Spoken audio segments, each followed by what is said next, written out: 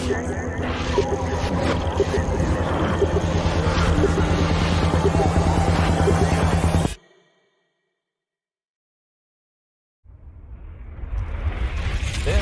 is Ubisoft. This is Ubisoft Forward. Explore our worlds. Meet the devs. See the games. Join us.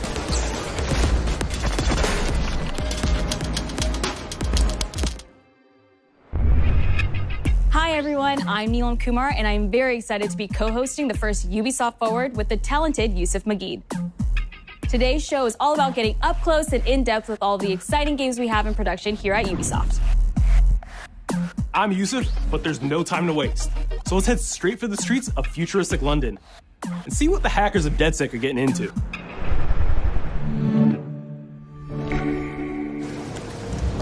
The illegal paintings spreading subversive and hostile messaging over the last few weeks across London are not the work of several people as was originally believed, but the work of an individual.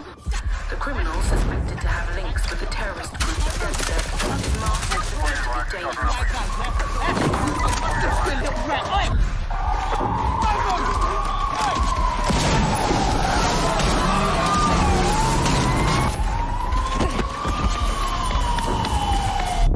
Authorities recommend not to approach the individual. First, they came for the foreigners, and I did not speak out because I was not a foreigner.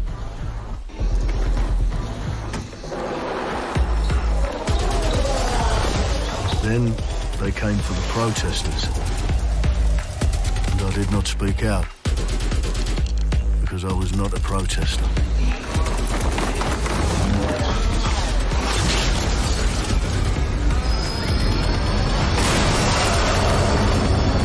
Then they came for the journalists, and I did not speak out because I was not a journalist.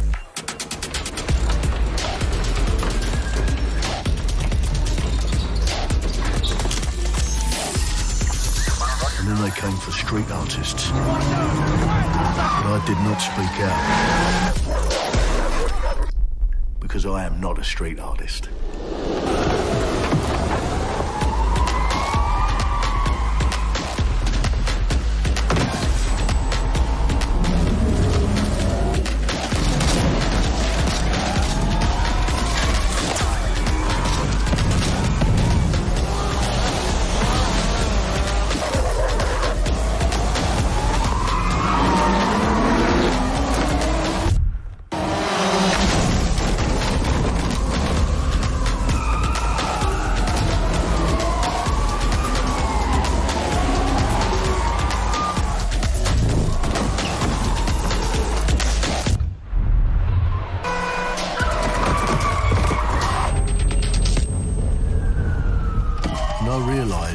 Eventually, they'd come for me, and there would be no one left to speak for me.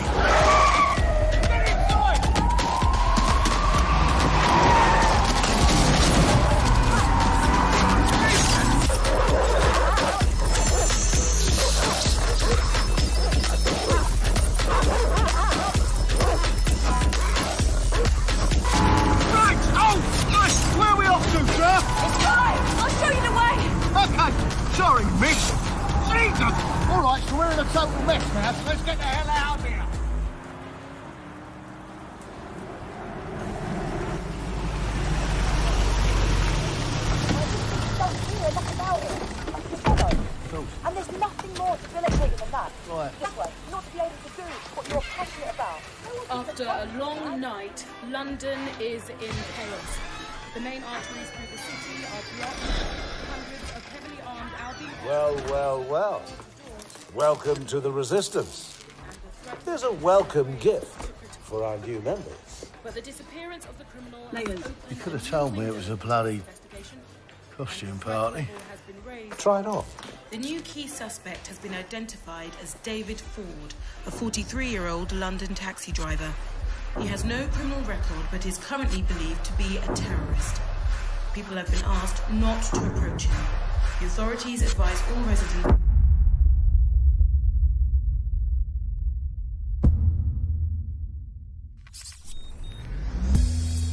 I'm Clint Hawking, Clint has been a longtime creative force here at Ubisoft, and now he's bringing this vision to Watch Dogs Legion. So yeah, what we just saw was an amazing short film by the director Alberto Mielgo that was inspired by Watch Dogs Legion and looks at the game and the universe and the characters through his incredible artistic vision and visual style. The city needs a resistance. Like the film, Watch Dogs Legion tells the story of ordinary heroes setting aside their differences in order to come together as a collective and to fight for a positive change. You can literally recruit and play anyone who you see in the open world. You profile people that are interesting to you, you help them with their problem, you play their origin mission. Just help me get some closure and I'll do whatever you want. Sounds like a DedSec problem. Leave it to us. And that's how you recruit them into your team. And then they become the heroes of the game and the stars of your story. And what are you doing in my flat? You with Albion? Please, think more underground. You with Albion? I'm tickled, but think more underground. What, DedSec? Yeah, right, and I'm Che Guevara. You're done. And they make the story not only, unique to them, but unique to you as the player and personal to you because they're, heroes that you've chosen and invested in. What would I say to fans? I guess I'd say, take care of yourselves, stay safe. Welcome to the Resistance. Our London town. A modern metropolis. Built on history and prosperity. Only took 12,000 years to build it up, and one night to tear it all down.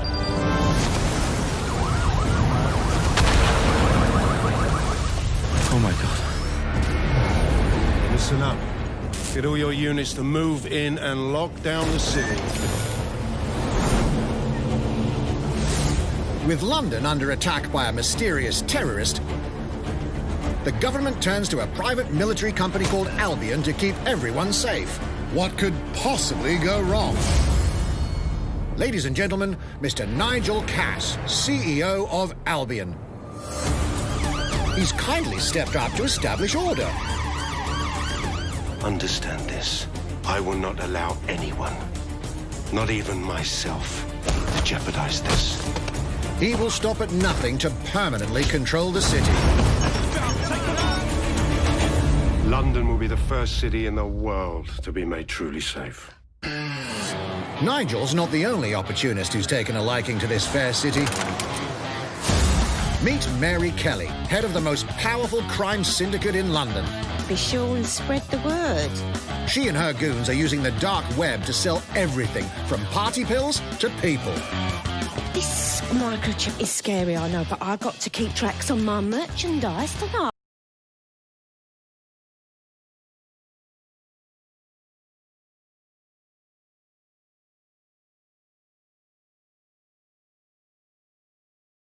All right, everyone. Faces on, guns out. Any of the brave Londoners you see walking the streets can be recruited into your team. Like him. Her. Or even her. Everyone could become your next secret weapon. In our first mission, we need to get some dirt on Nigel Cass, and that means breaking into Albion headquarters inside the Tower of London. All the hardy souls you see here are people we have recruited from the streets of London. They all have unique abilities, and you're free to tackle this mission with whoever you like. Dear God, my eyes. Badly. Zip up, get to work, and let's never talk about this again. Like everyone in DedSec, Arthur can hack pretty much whatever. But as a construction worker, he has a particular set of tools that make him handy. He can even call his own cargo drone.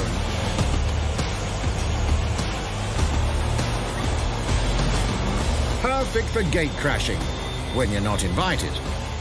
And who needs a regular old gun when you have a bloody nail gun? Come here, you side-eyed shit boy.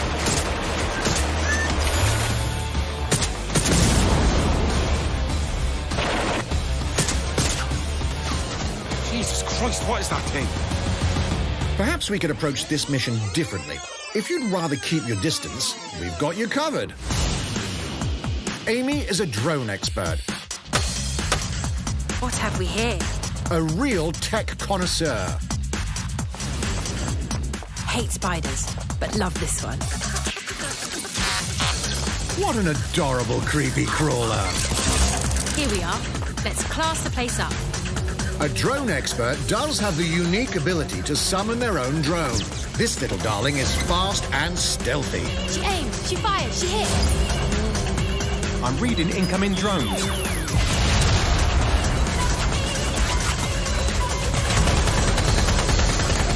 She can also hack enemy drones, turning the tide in her favor. And if you are not into direct confrontation, there are more ways than one to get the job done. Recruiting an Albion officer like Brielle here might be challenging, but it'll get you inside restricted Albion areas. Don't mind me, just doing recon for a bunch of insurgents. However, do anything suspicious and she'll probably wind up with a bullet in the back of her head. You've been approved for entry. We're missing the human element here. I can get the Defence Minister on the line right now. Well, if you feel you must.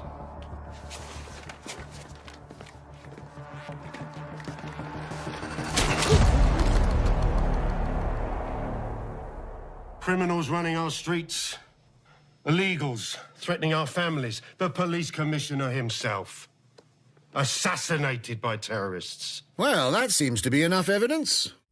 Next up, we're crashing Mary Kelly's organ farming operation.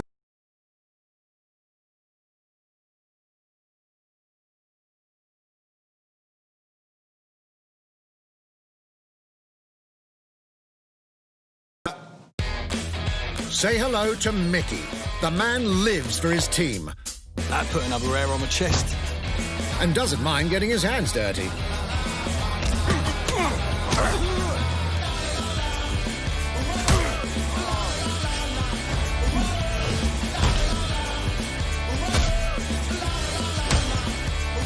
He does have a slight drinking problem, though.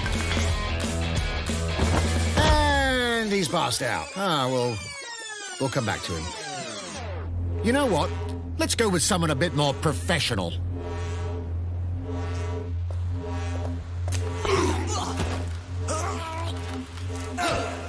It's almost crass to call him a hitman.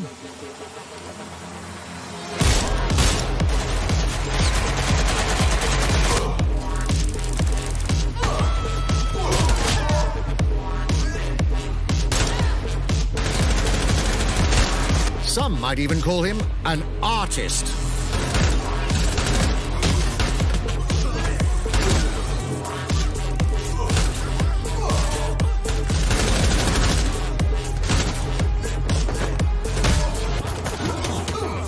Here's the bastard responsible. Done and dusted. Not bad if I do say so, innit? Not everyone in London is a legendary assassin or a super spy, but everyone can be a hero.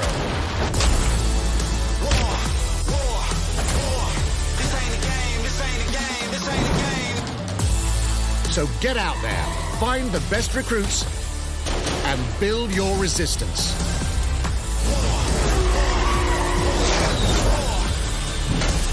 It's time to take back London.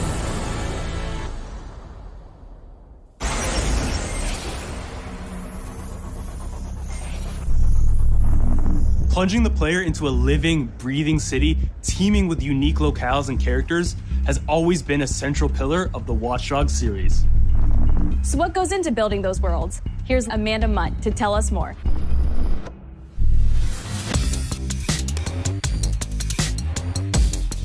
My name's Amanda Munt. I'm a level artist on Watch Dogs Legion at Ubisoft Toronto.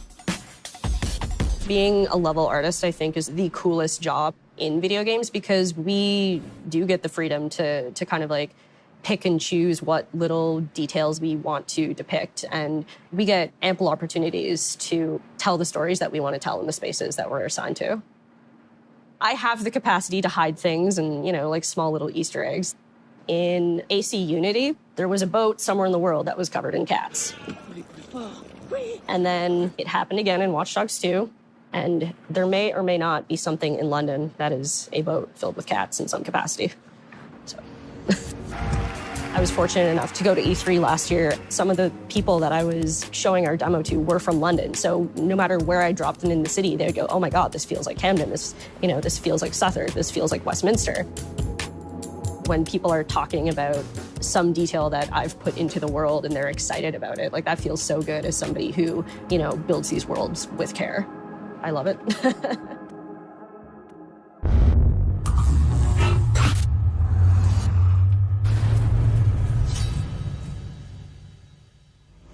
And now some news for Brawlhalla fans. In just a few weeks, you'll be able to battle it out with your favorite legends on iOS and Android devices.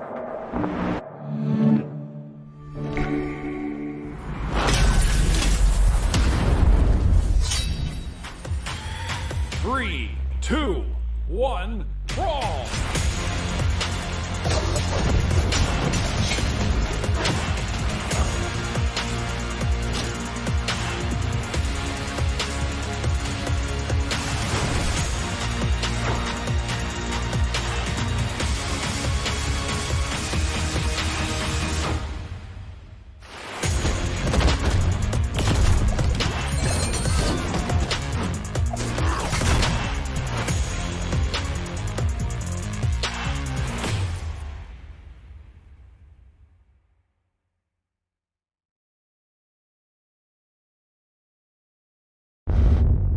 And now, whether you need a Tom Clancy action fix on the go, or want to dive back into one of the most beloved fantasy franchises in gaming, we've got you covered.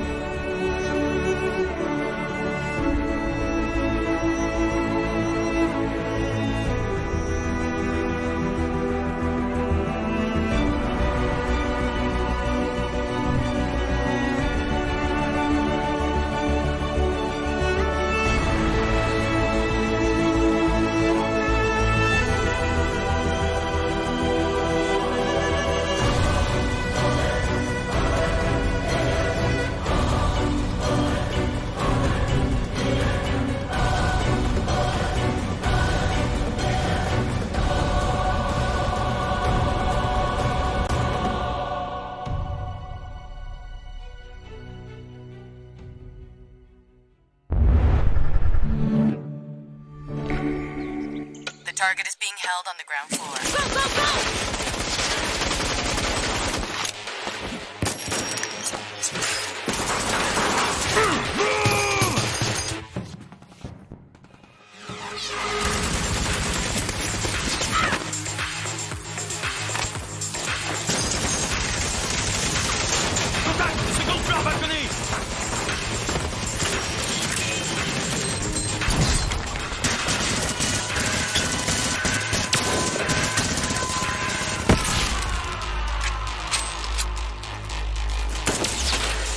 Contact! Monk chain is down. Request air support. Target northeast rooftop. Roger. Inbound. Danger close. I need an EMP deployed now. EMP imminent.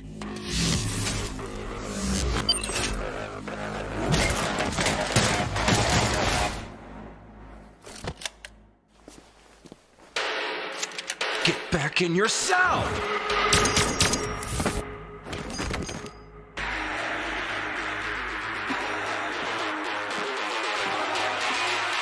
Hey, take this.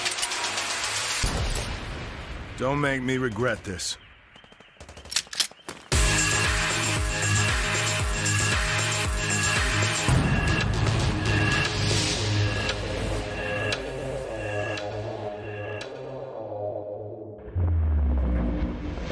Speaking of Tom Clancy, it's been 5 years since Rainbow Six Siege first launched, and the community has never been stronger. In celebration of this milestone, Ubisoft Montreal has put together a special video to thank all of the amazing players and developers that have helped Siege become the game it is today.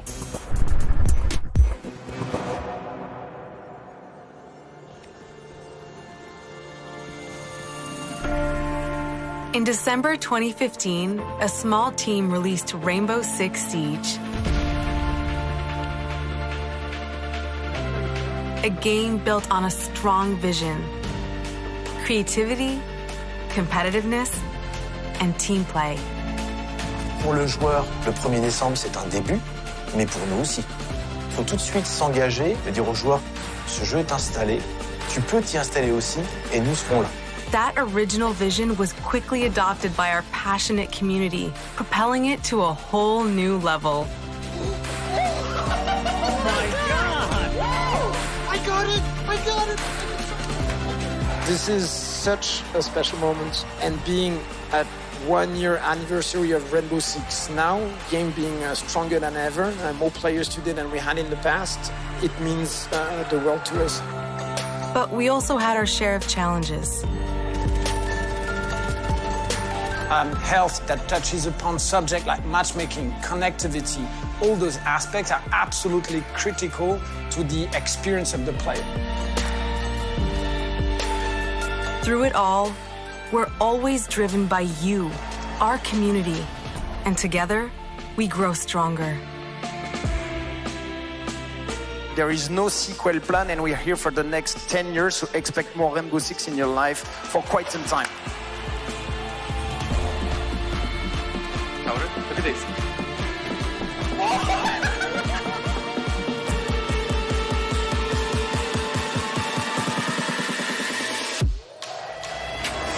Tous les succès, c'est vraiment le résultat de autant de nous que de vous. Ce jeu, il est autant le vôtre qu'il est le nôtre, nous, l'équipe de développement. Now 60 million players strong, we're just getting started.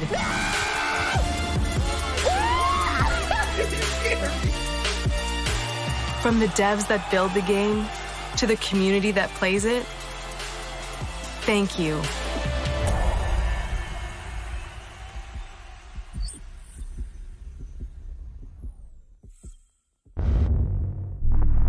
If you haven't tried it yet, dive into our new Operation Steel Wave update available now and take Ace and Malusi out for a spin. A few days ago, we introduced y'all to a brand new multiplayer shooter. Now, it's time to venture into the hyperscape.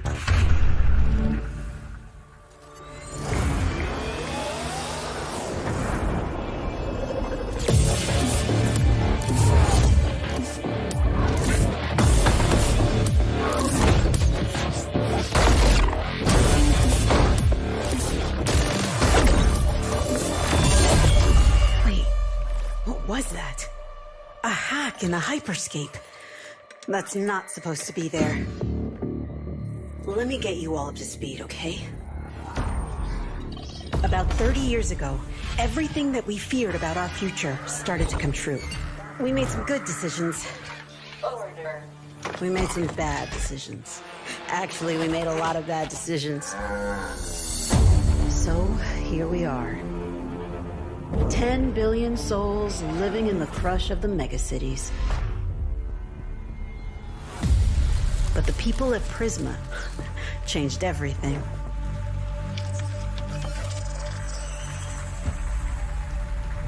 They gave everyone a way out.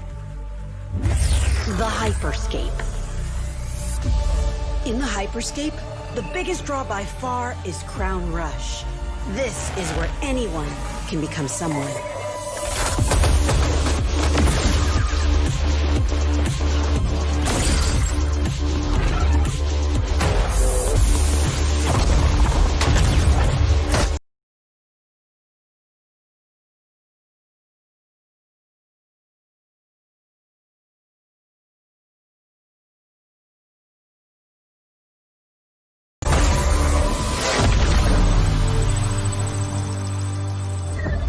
If you get good at Crown Rush, it can change your life. But strange things have been happening lately. Rumors of people getting hurt. Users disappearing from the real world. A darker secret lies at the heart of Hyperscape. And we have to find it. Some of us are searching for a way up. Some of us for a way out. And for others, a new way altogether. That's what brings us to the edge of the future. To the hyperscape. I'm JC, Creative Director on Hyperscape. JC's work on Far Cry Primal and multiple Prince of Persia titles has established him as a top creative here at Ubisoft. For me, what's exciting is we started building it from scratch. Seeing it grow, adding ideas is really cool. Hello, contender. Welcome to the Hyperscape. The game takes place in 2054. It's in a future where humanity has grown a little darker. One of the companies there, they are launching what's called the Hyperscape, which is a virtual world and the internet of the future. It's the place where everything converges. Within the virtual world, there is a battle royale that takes place in the virtual city of Neo Arcadia.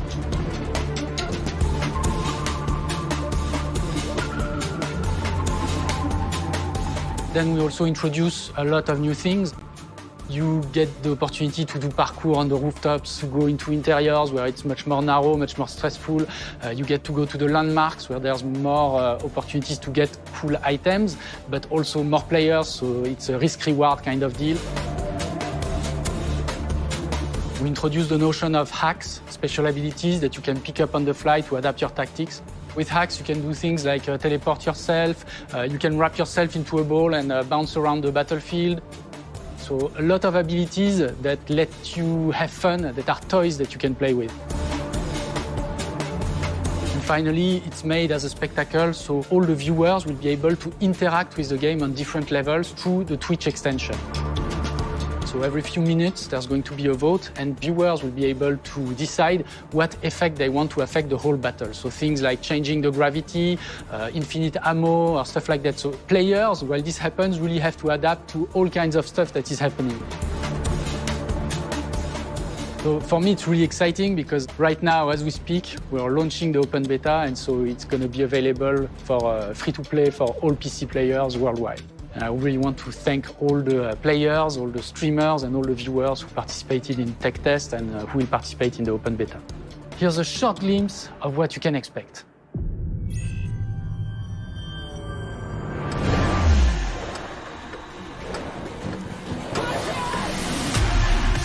Watch and learn how it's done. Perfecto. Showtime. Mine.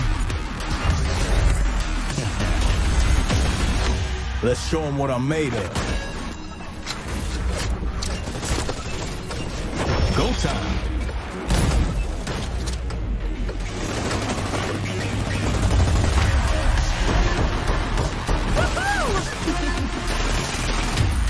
Watch closely. Here we go. この調子。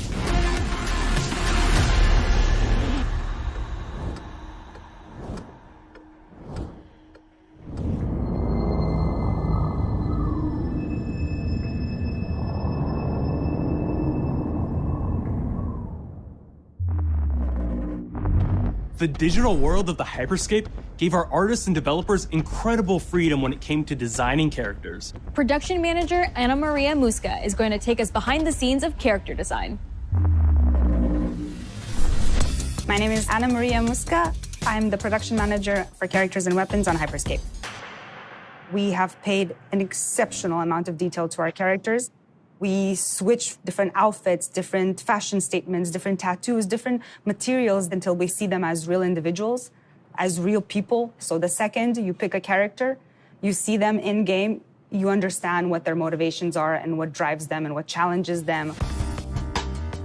This was the first lineup of characters. This is our default base, but even starting from the hair down, everything has been meticulously thought of. Would this person actually like this type of outfit? Would this person enjoy the type of tattoos that we're putting on them? Will they actually like to be in this body? Each season, we plan to produce new outfits for these characters. So we're hoping some of our players are gonna see the effort and maybe even correlate some of the accessories to what's gonna happen in the game. We're very excited to see it in people's hands.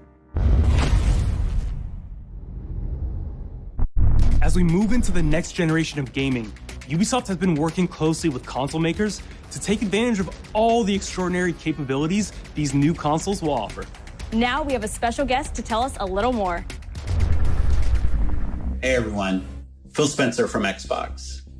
With Watch Dogs Legion, Ubisoft is supporting smart delivery.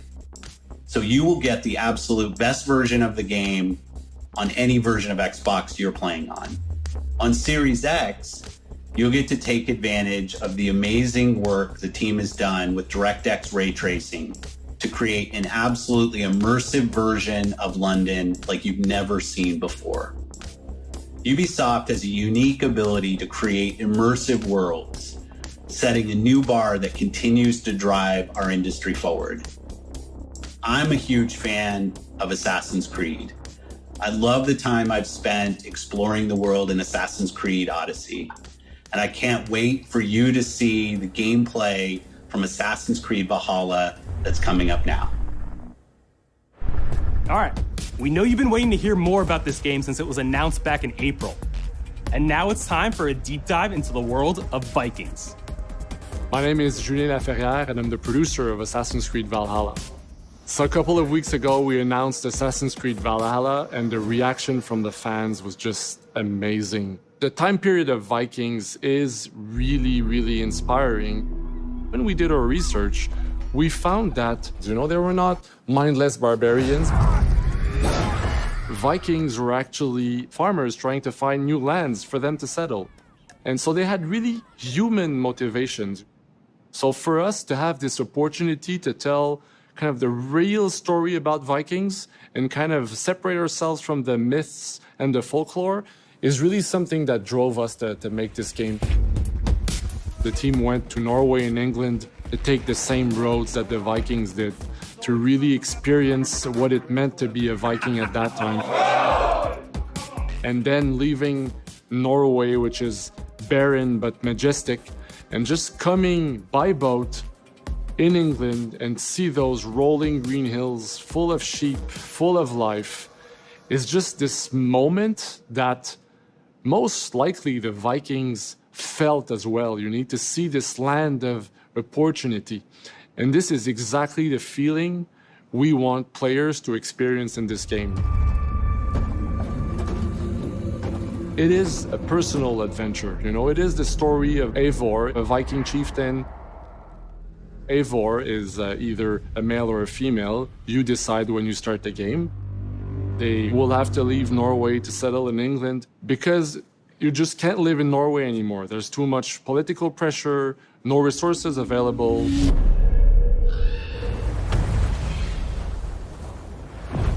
Obviously, in England, it's full of Anglo-Saxons and other people, and they don't really want you there. So you will have to fight your way there to kind of build your own settlement and see your clan prosper.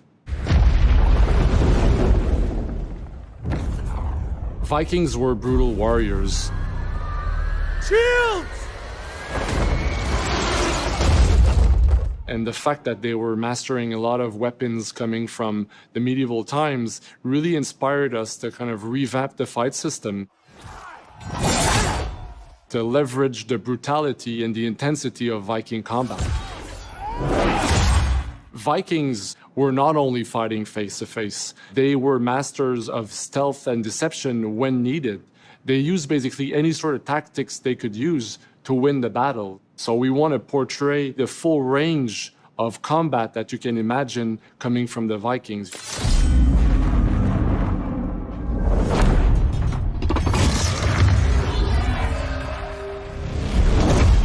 We are very happy to finally be able to show you the game we've all been working on.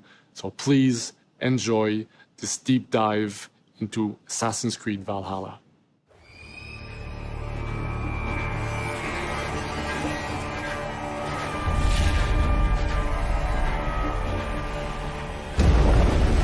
In Assassin's Creed Valhalla, you will relive the epic saga of the Viking invasion of England.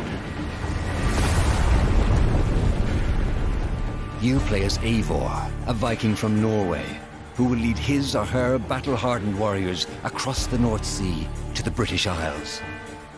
Eivor is driven by an ambitious goal, to build a thriving Norse settlement in a hostile land.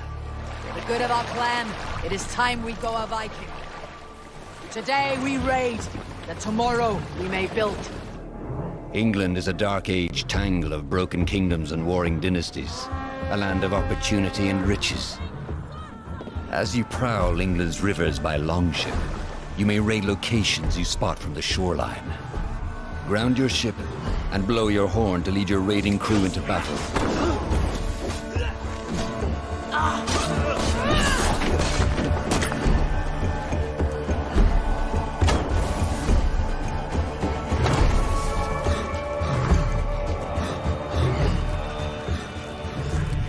Your crew will assist you in all your raids, fighting enemies, battering down doors, and stealing cargo too heavy for one set of arms.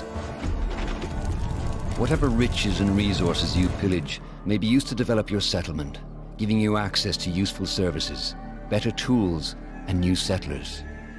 At the heart of your settlement is the Alliance map. It will serve as a record of the allies you have made, and a guide for future opportunities. The Viking Age was a time of warriors and legends. In Valhalla, you will find the largest variety of enemies ever assembled in an Assassin's Creed game. Every archetype offers a unique challenge. Some will coordinate with their allies for special attacks, while others will use nearby objects to their advantage, including the bodies of fallen warriors. To face these attacks, you must find and exploit your opponent's weaknesses to gain the upper hand. Take the fight to your foes with a host of brutal new combat abilities. Snare them with the Viking harpoon. Pummel them with throwing axes. Incapacitate them with the new stun system to keep them at a distance, or finish them off. Dual wield any two weapons you wish to unleash a deadly combination of attacks. Customize your fighting style as you see fit, and become a legendary Viking warrior.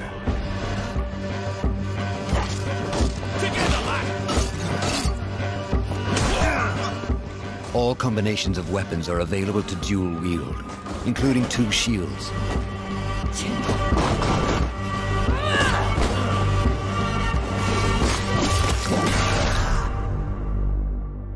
Not all situations call for violence. In this new land, a Viking must find a way to adapt.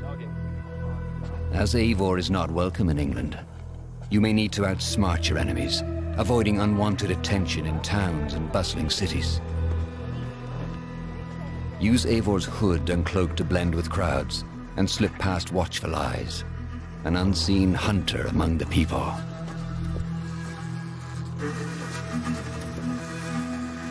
From capital cities and villages to the dense forests and rolling hills of England, exploration is vital to keeping yourself sharp. You must feed off the land if you hope to endure. Hunt and forage to replenish your health and fortify your equipment. Search pagan temples and Roman ruins for new activities and challenges to strengthen yourself and your settlement. The more you explore, the more of England's secrets you will reveal. Ravens, show no mercy! But as you push deeper into England, the enemy will push back. In a series of climactic moments, Assassin's Creed Valhalla will feature massive assaults in which you will lead Eivor's army into battle against heavily guarded Saxon fortresses. Today, we will reclaim her. Today, we fight for your land. And tomorrow, we rebuild. For Easter. Assassin's Creed Valhalla will transport you to wondrous and haunted lands, inspired by Norse myths and England's pagan roots. It will challenge and surprise. Thank you, man. With unforgettable characters, thrilling triumphs, and tragic losses, giving you the chance to live your own Viking saga.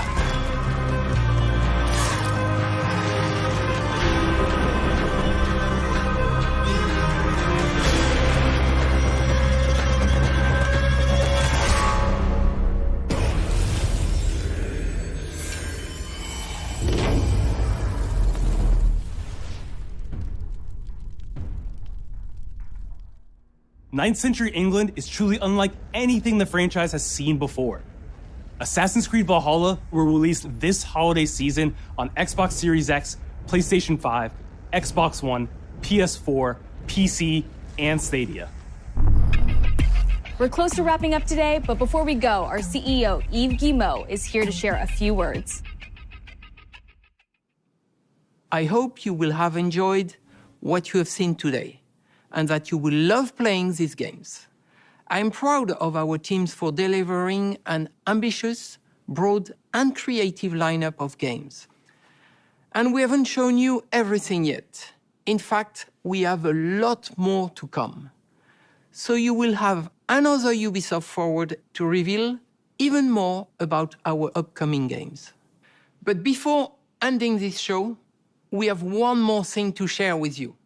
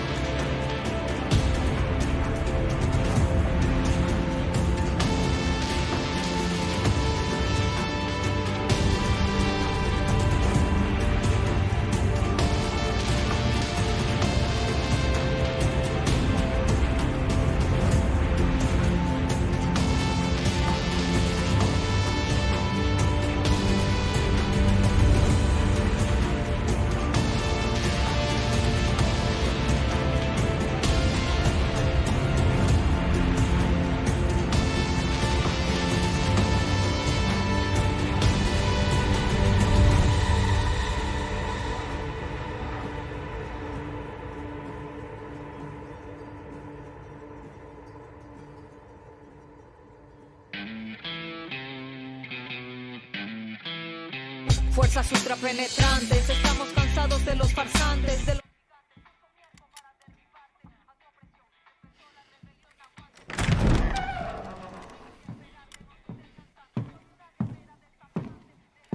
It's beautiful, Migo. Perfect, but useless. I have something for you, Diego. Give me your hands. Papa. Now, the grenade is simple. It has 4 basic parts. The shell, which contains the explosive, the fuse, the handle, and of course, the pin. What are you doing? Breathe, Diego. Breathe.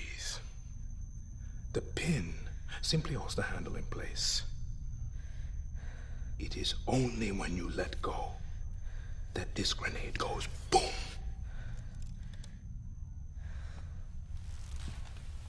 Follow me. Now.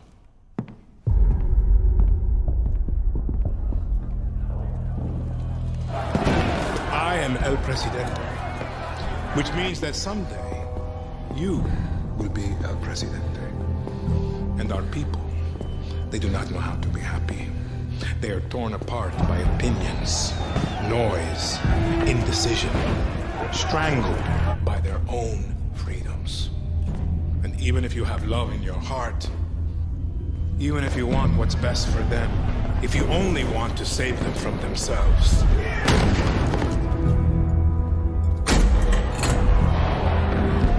they will hate you, Diego. Everything you say, do, believe, will be wrong.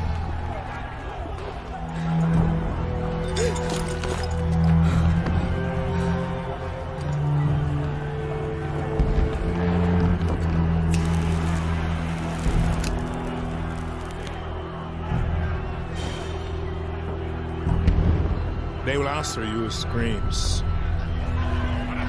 call you evil, a monster, and give you this. So you tell me, are you evil? Are you a monster?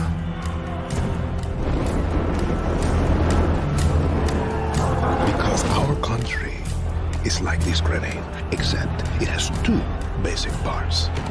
Our people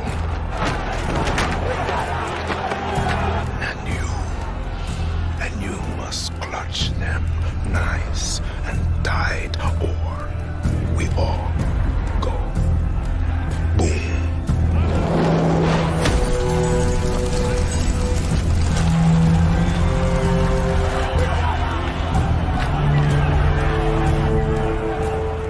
Understand now. Bullet.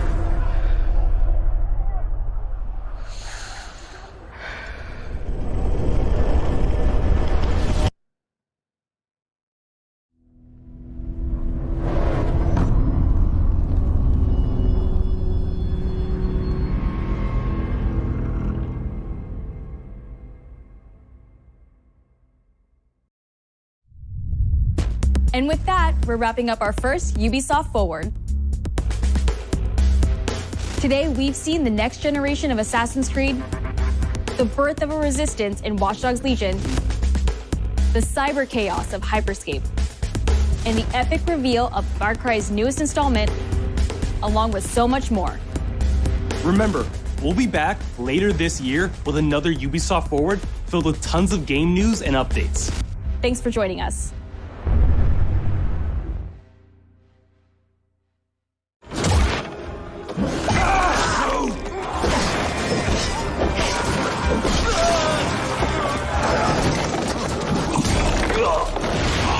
Hey everyone, welcome to the Ubisoft Forward post-show. My name is Yusuf Magid, and this is Assassin's Creed Valhalla. We're going to take a deep dive into about 30 minutes of gameplay, and we're joined by a very special guest here. Hey everyone, this is Philippe Bergeron, otherwise known as Fizz. I am the quest director on Assassin's Creed Valhalla. So Fizz, we're setting up here for what looks like an epic encounter. Tell us exactly what's going on here. Yeah, so here we're midway through the quest that we're showing for UB Forward. Here we're looking at the assault of Berg Castle. So these are big moments that usually sort of culminate at the end of the story. And so here Eivor, our Viking raider, is taking a group of raiders and Fyrds into Berg Castle to go and take down Rued and his clan. So who exactly is Rued, and why does Eivor sort of want to pick a fight with him? Basically, Rued comes into play about halfway through this story arc, where at the beginning of the arc, this is something that happens before, Rued basically caused a lot of turmoil within the territory, and Oswald, who's the sort of elderman to inherit this territory, needs your help to take him down. Oswald having just been defeated in a previous quest, and so here this is revenge, but also accomplishing your ultimate goal. So Fizz, as you're talking, we're seeing some of the combat of Valhalla. Can you tell us a little bit about the changes to combat this time around? We wanted to basically add a lot of new mechanics to it. So we added like some dual wielding for the player, like a stun system in there. And we really needed to do this to sort of portray that sort of the brutality that comes with being a Viking in this day and age. So it sort of fits into that, the time and the character.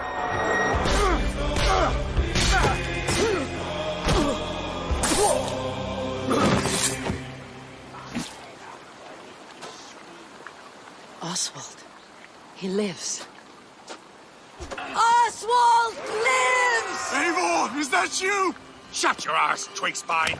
Here, Eivor has taken her entire army through the assault, and finally it's revealed that our Elderman, our ally, Oswald, is still alive, and Rued has him captive. So this is what it comes to, Wolfkist? 2 Danes fighting over a filthy Saxon whoreson? If this swine is your prize, come and get him! So now that we've seen that Oswald is alive, we have Rued within our sights. What's the next step here? So the next move for Eivor is to finally face off against Rued. She has her allies. They can take care of the rest of the army. Now it's time to go one-on-one against Rued in one of our boss battles, actually. Your battle is not yet won, Oswald. And it's worth pointing out, actually, that here what we're showing is the player going and facing off against Rued aggressively, but we tend to always have to support a 360-degree approach in these things. So the player could have approached this a little bit more stealthily and gotten at least like a good critical hit on either Rued or his wolf, and so you can play this a little bit more strategically if that's your playstyle. So we're not only fighting Rued here, but also his pet wolf, right? One of my preferred strategies is to eliminate the wolf first, just focus fire on him. It takes at least one opponent out of the combat. Now, Rued will have extra abilities that come into play if you do eliminate his wolf, but I think having one opponent less in the battlefield makes for a good strategy in the whole.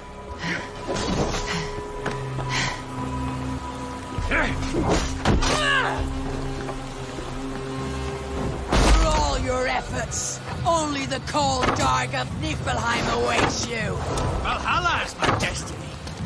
That fate will not be met today. Riders, they should be roomed, wolf-kissed.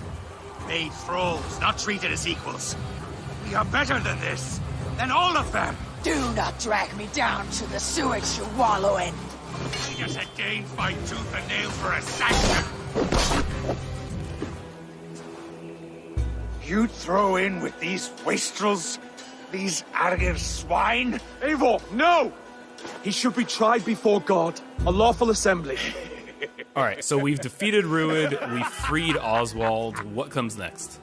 Oswald, in this case, prefers for Rued to be kept alive, and so you basically have to choose, are you going to go against his wishes or stay true to your nature?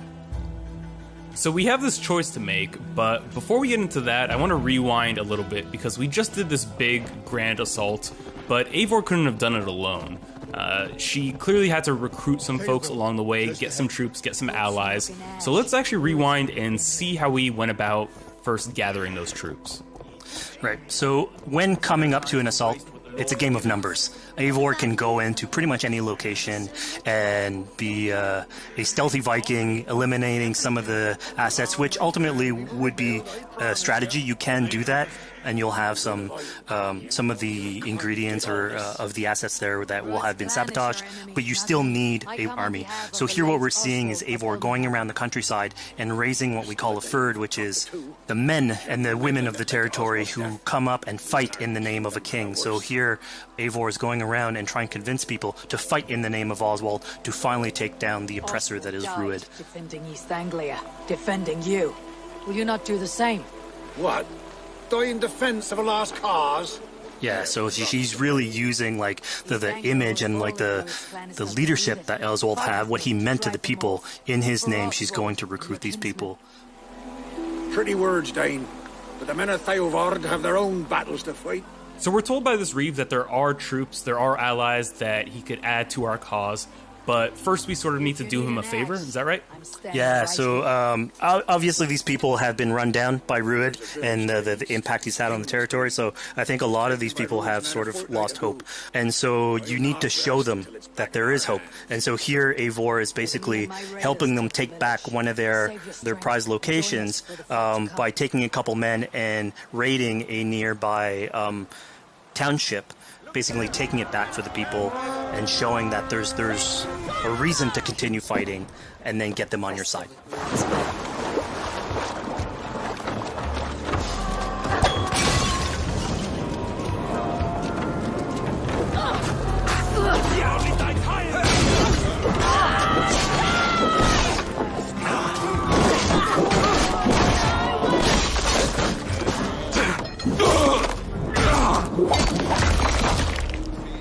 When Eivor does this, obviously you have access to a full suite of abilities. So again, the improvements that we've done to the fight system. You have some brutal axe throwing in there. You have archery or like range combat abilities in there as well. So really, again, like depending on what your playstyle is, you can customize your loadout and go in there how you wish.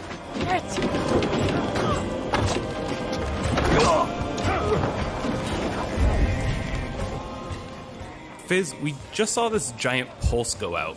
What exactly was that? So that is what we call the Odin sight. The Odin sight is basically our interpretation of the eagle vision from previous games, and we thought it was good to sort of bring that back.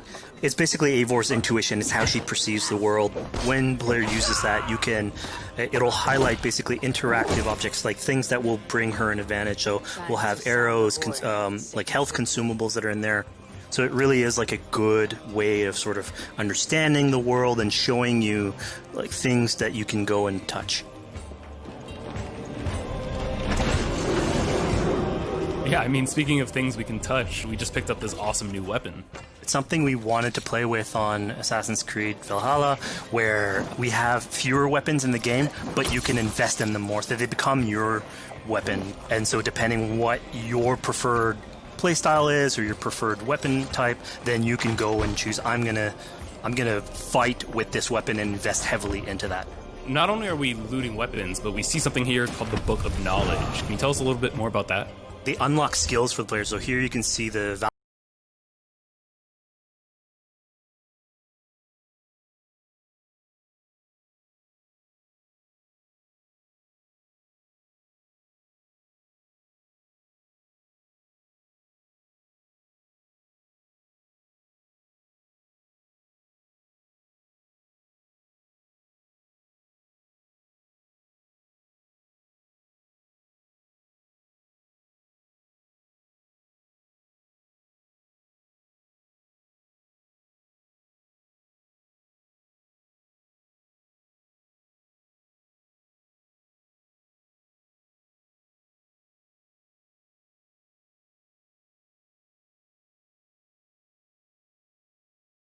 Passion is a virtue suited for anyone, Eivor, including you. Thank you. Eivor decided to let him live. Ruud is really angry about that. Being a Norse Viking, being put to the death in battle is your road to Valhalla, so he was basically denied access to Valhalla in this situation. Obviously, all of these decisions come into play later on in the game, so we have very difficult decisions for the player to make. We didn't want to have easy decisions. Yeah, you know, when I was playing, I decided to listen to Oswald and spare Ruud's life, but what exactly is the relationship like between Eivor and Oswald?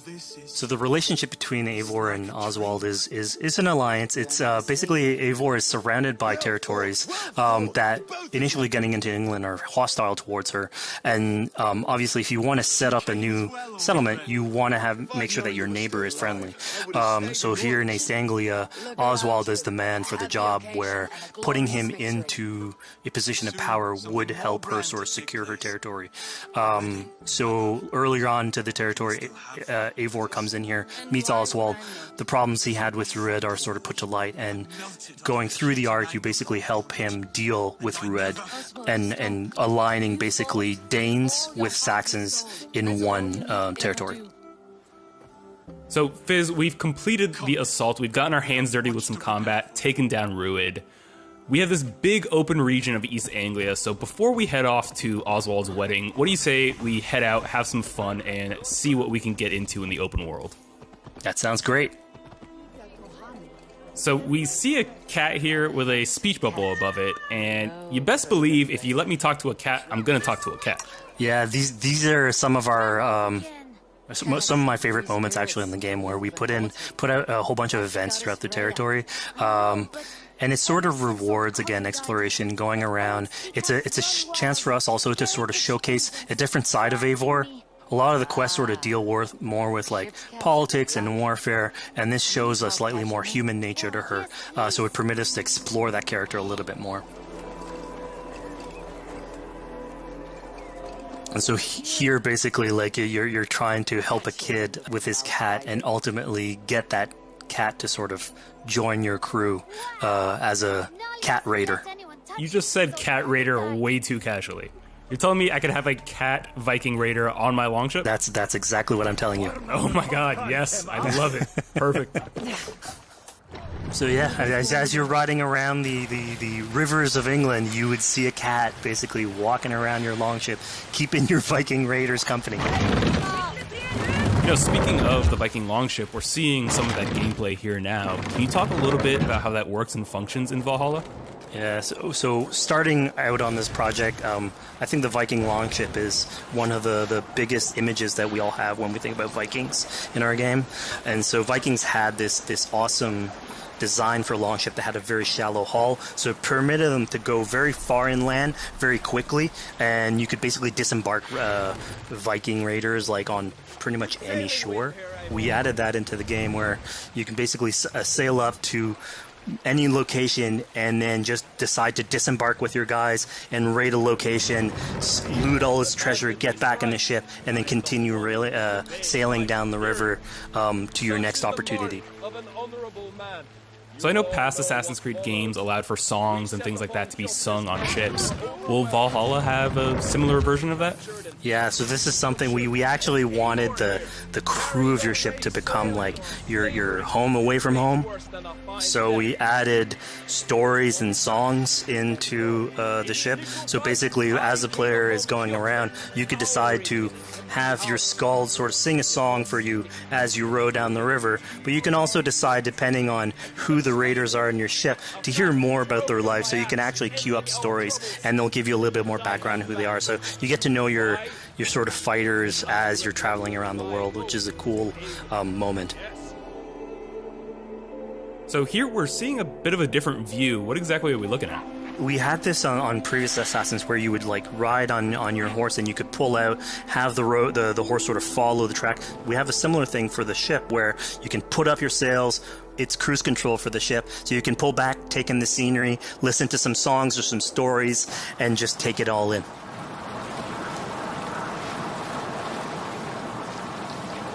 So, speaking of Viking songs, we have an activity here that's not exactly singing, but kind of related, right? Yeah, so here what we have is what we call flighting, which was an activity that Norse people would partake in. They would like to have a battle of wits and sort of poetry where insults would be thrown back and forth between each other. The idea was to try and have a good insult, but also to have a good rhythm and a good rhyme in there. So it's basically a precursor to rap battles. Here's the silver. Now begin. To all those whom I speak, they say Eivor's a clod. Then you're speaking to fools and their knowledge is flawed. Well... How exactly do you go about being successful in one of these? The trick behind a good flight was to choose the right insult, identifying the right cadence, and then trying to find what rhymed the best. I'm known for my might. Interesting. Silent whispers all claim that you're terribly dense.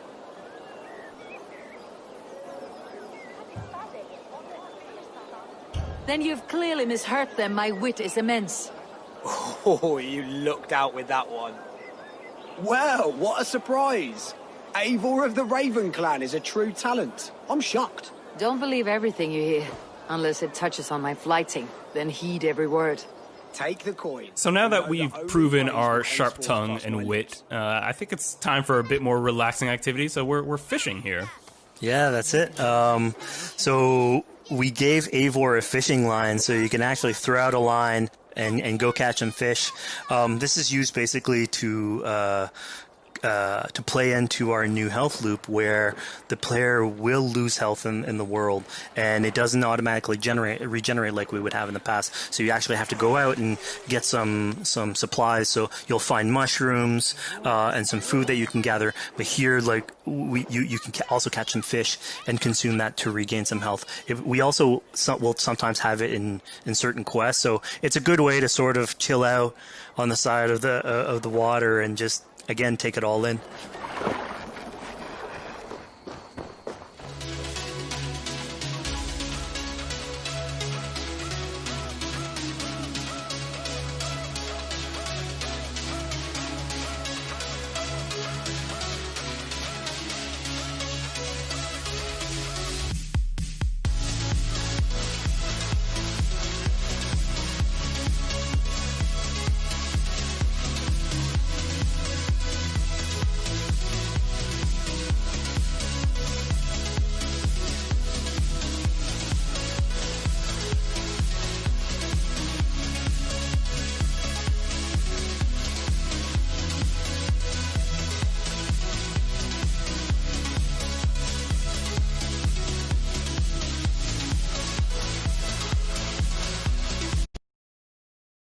we're gonna be safe.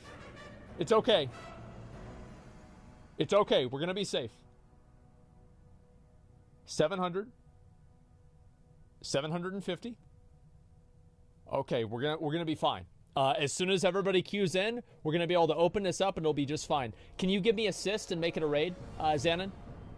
Yeah, give me assist and make it a raid. We did it! We did it, boys! Holy shit! Excuse me. Okay, we're going to invite 15 people out of this one, and then we're going to do it again.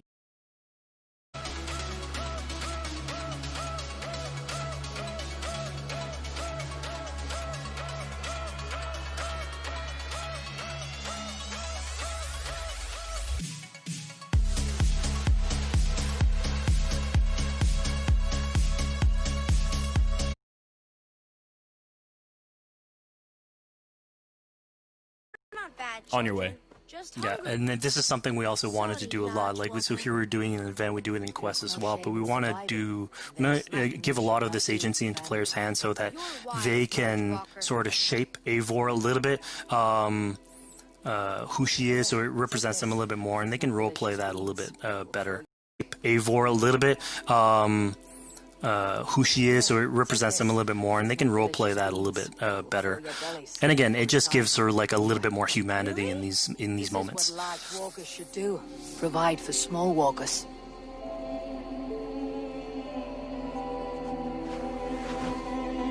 Here, large walker. A necklace. Yes, it's a St. Martin seal. You're welcome here anytime, large walker. You're one of us now. Visit us, okay? I will. Take care now, small green walkers.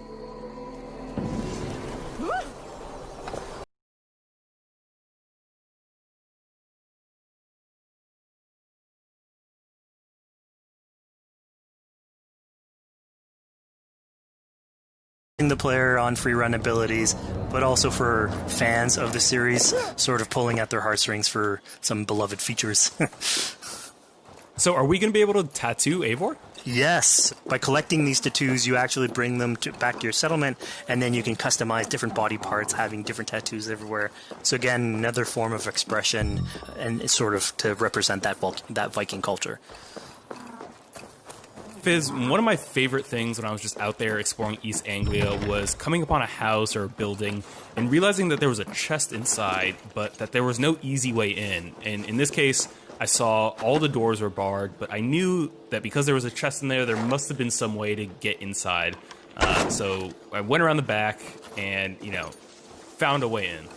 Yeah, I'm glad you actually caught on to that. You're pointing at something that we wanted to work on a lot on Valhalla, where we wanted the exploration to make you feel smarter. So we played a lot with puzzle solving, so making sure that every house that you find sort of appeals to you, like it draws your attention, and then when you want to come and explore, it's not given to you. You still have to work for a little bit, so it'll challenge you on your observation skills, logic, just trying to find how do I get into this. So we play a lot with level design, quest design to offer challenges to players, and you basically come out of it like with a better feeling for the exploration, but you also get to see more of a story behind each of these locations, which we've crafted. So it gave us a little bit more time to sort of slow down the experience and tell a different version of a story.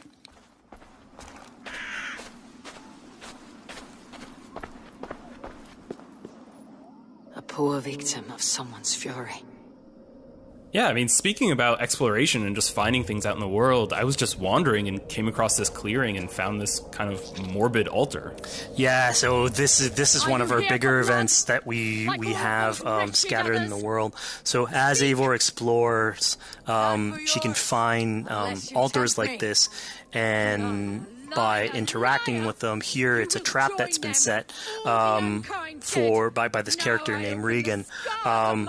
Now, there's a bigger story behind all this. There's multiple steps to it later on. So this is one of the moments. It permits us to go into a slightly more mystical realm and play with a boss fight that has more magical abilities, if we will. And basically have this awesome boss fight in the middle of the swamps. And so here the abilities that you see Reagan using are a little bit on the mystical side of things. What's happening is Eivor at the beginning in that trap is poisoned, and so she starts sort of hallucinating, seeing the world in a sort of different light and filter. And so that's sort of what lets us go into the realm of the weird. My rage, spirit of my father's rage, fill me!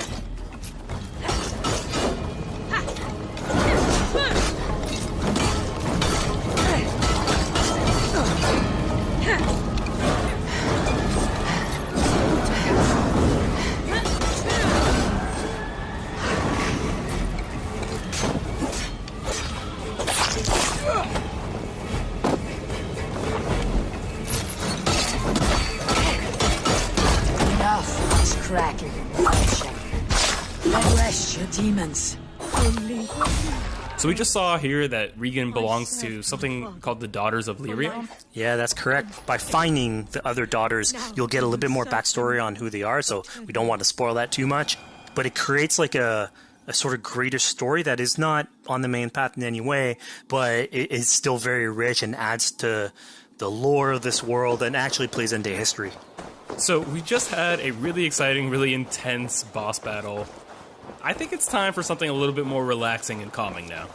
Yeah, it's all about pacing yourself with the highs and the lows. So here we have a low chill moment of what we call building a cairn. So Eivor, as she explores the world, will find these sort of meditative areas where you have a pile of rocks that you could just stack on on top of one another using physics. And I mean, yeah, the ultimate goal is to try and get the highest pile of rocks, but really it's about taking in the sights, relaxing, taking a step back, and just building something. Together we stack stones into cairns. These? Yes. Think of this as a test of mind and wit.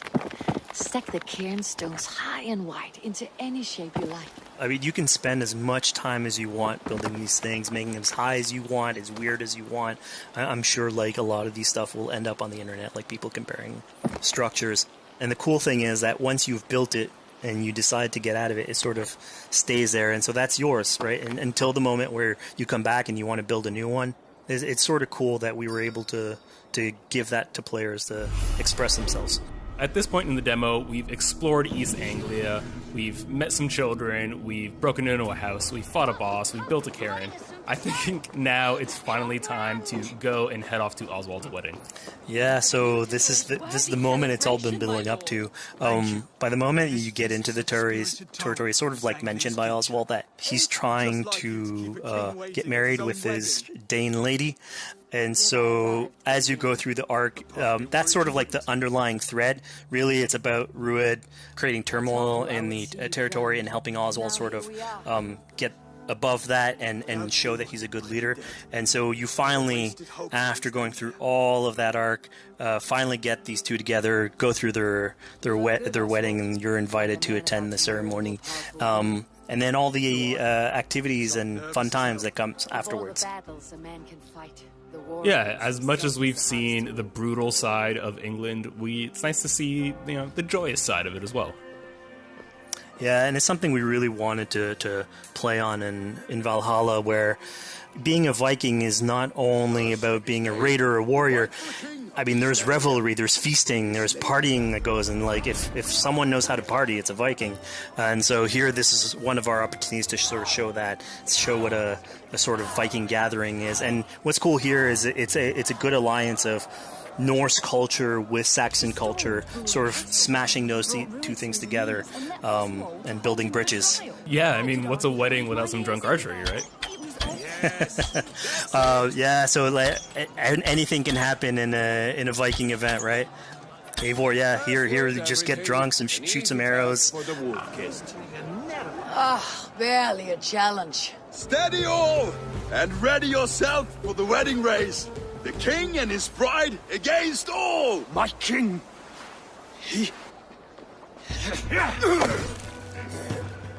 So here we see the decision I made to spare Ruid came back to bite us. Yep, that's the decision you made, coming back. So, as we said before, all of your decisions have consequences, and this is a big one.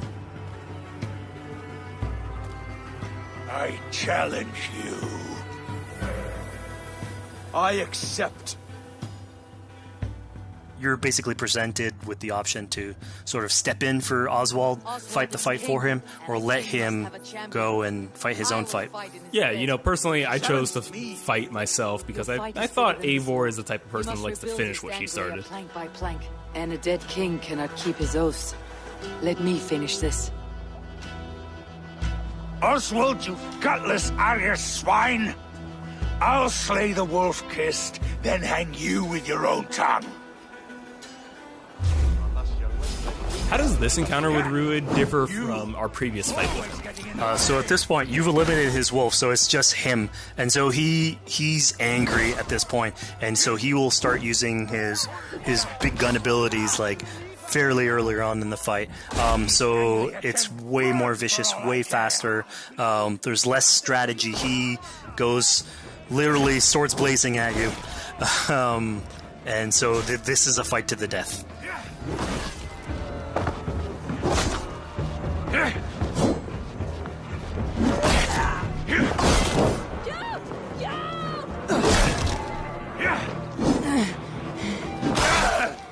And of course here, like, this is a decision you made to go and fight him, but there's multiple outcomes to this scenario. You could have let Oswald fight his own fight and prove basically his station as the rightful leader. If you had eliminated Rued, obviously this would not have happened. It would have been a slightly more joyous occasion. But ultimately, in all scenarios, you still have an alliance with Oswald. He's proven to be the right leader for this territory and to be a good ally for you. A great service. I promised you an alliance, and now you have it. And one day I will need you to make good on that alliance. So we're about to take off from the wedding, but Eivor decides it's a good idea to check up on her friend Finner. Yeah, so Finner is probably one of the more recurring characters in this arc. You get to meet him very early on. He's a very endearing character, sort of used to have a Viking life, sort of misses it, and going through all these adventures together is sort of like lights that fire back, and so he's willing to join you in your raiders. So he's one of many raiders that you'll encounter in the game, and you can sort of recruit, bring back home, and then have them sort of join you on your adventures on the longship. He can tell you these stories that we're telling you about. You get to know a little bit more about him. So again, it's a fun way to sort of discover more about these characters that you meet and bring them along for adventures. Together. I'll gather my things. Well, folks, we've come to the end of our Assassin's Creed Valhalla playthrough. Fizz, thank you so much for joining us. When and where can people play it? Assassin's Creed Valhalla will be out on Xbox Series X and PlayStation 5, and is coming to Xbox One, PlayStation 4, PC, and Stadia on November 17th.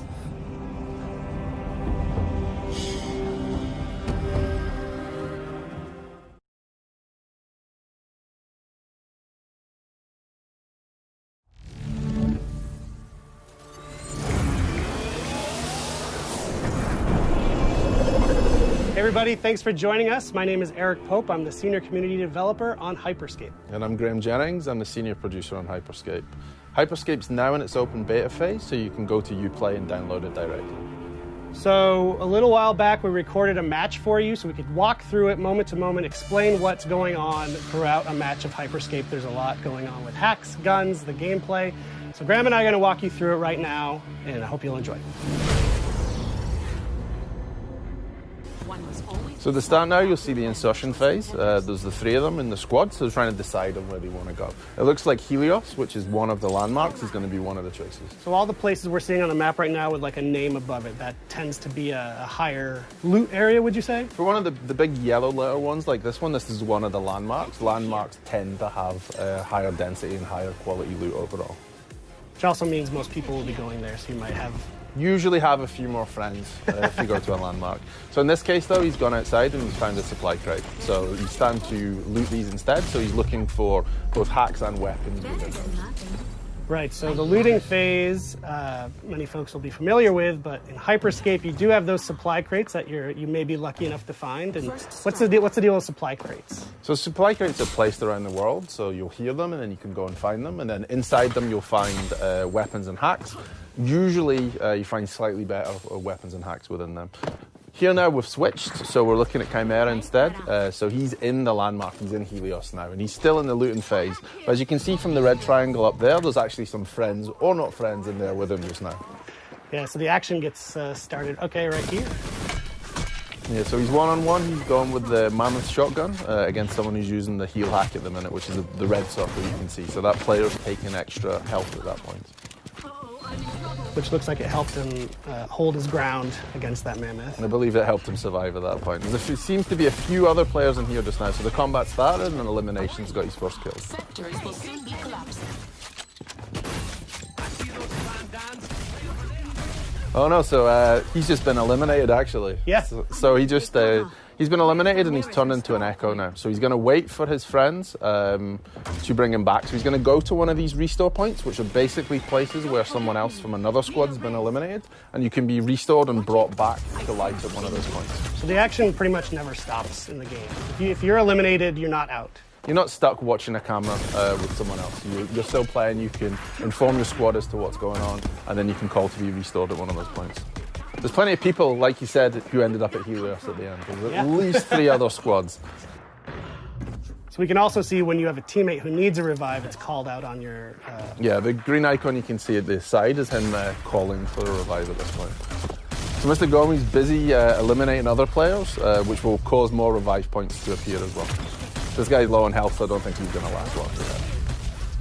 Okay, so I see once someone's eliminated, they drop a revive point that you can use. What you'll actually see at the minute now is both Chimera and Elimination are both echoes, so it's just Mr. Gomi by himself at present time. So can he survive this and get through?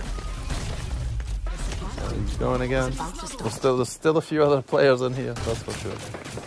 So that was the slam hack he used there. So basically he projected himself up in the air, he landed, he dealt some damage, and he's managed to eliminate the other player. Yeah, he got the elimination.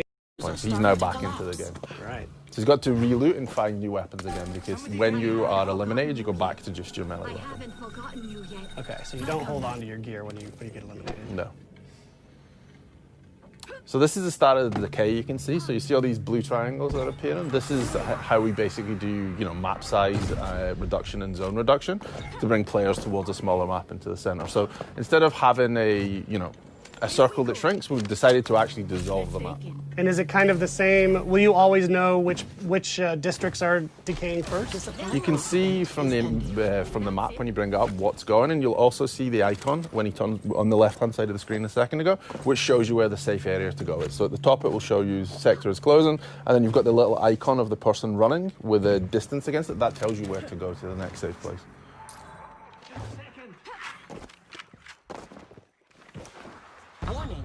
So I see Mr. Gummy has pinged that spot to sort of regroup outside of the landmark. They're going to take some height as well to start to be able to look for other players and to keep themselves a little bit safe.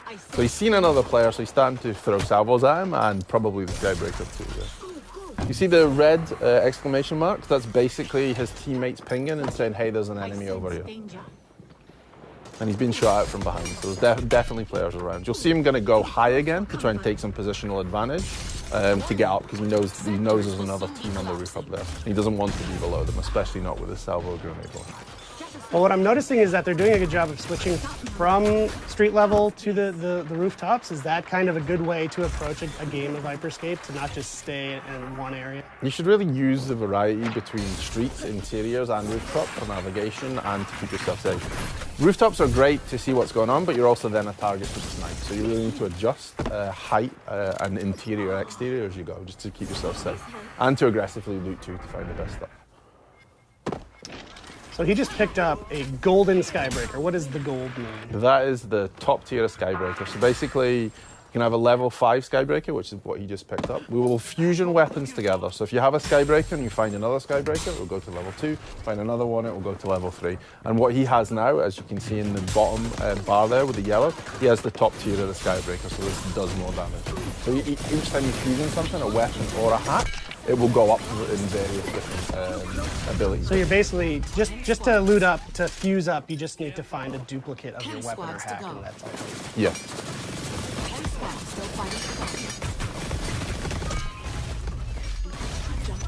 So you'll see though on the left, when you see the other players' names, you can see that Mr. Gomi has 2 yellow weapons and a yellow hack. So he has 2 fully fused weapons and 1 fully fused hack.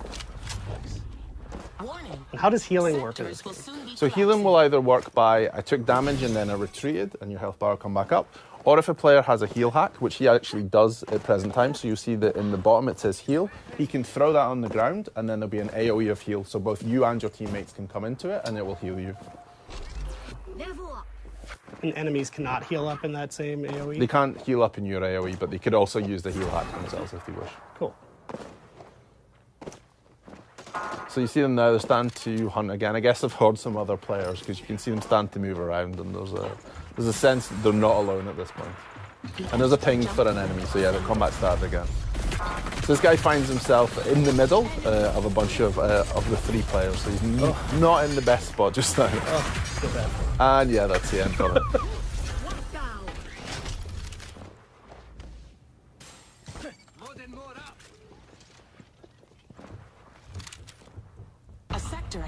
So if you manage to fusion one of his hacks then again.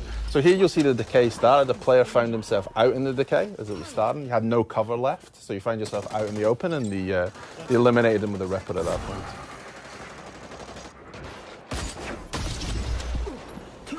And another one down for elimination. He seems to be on a roll at this point.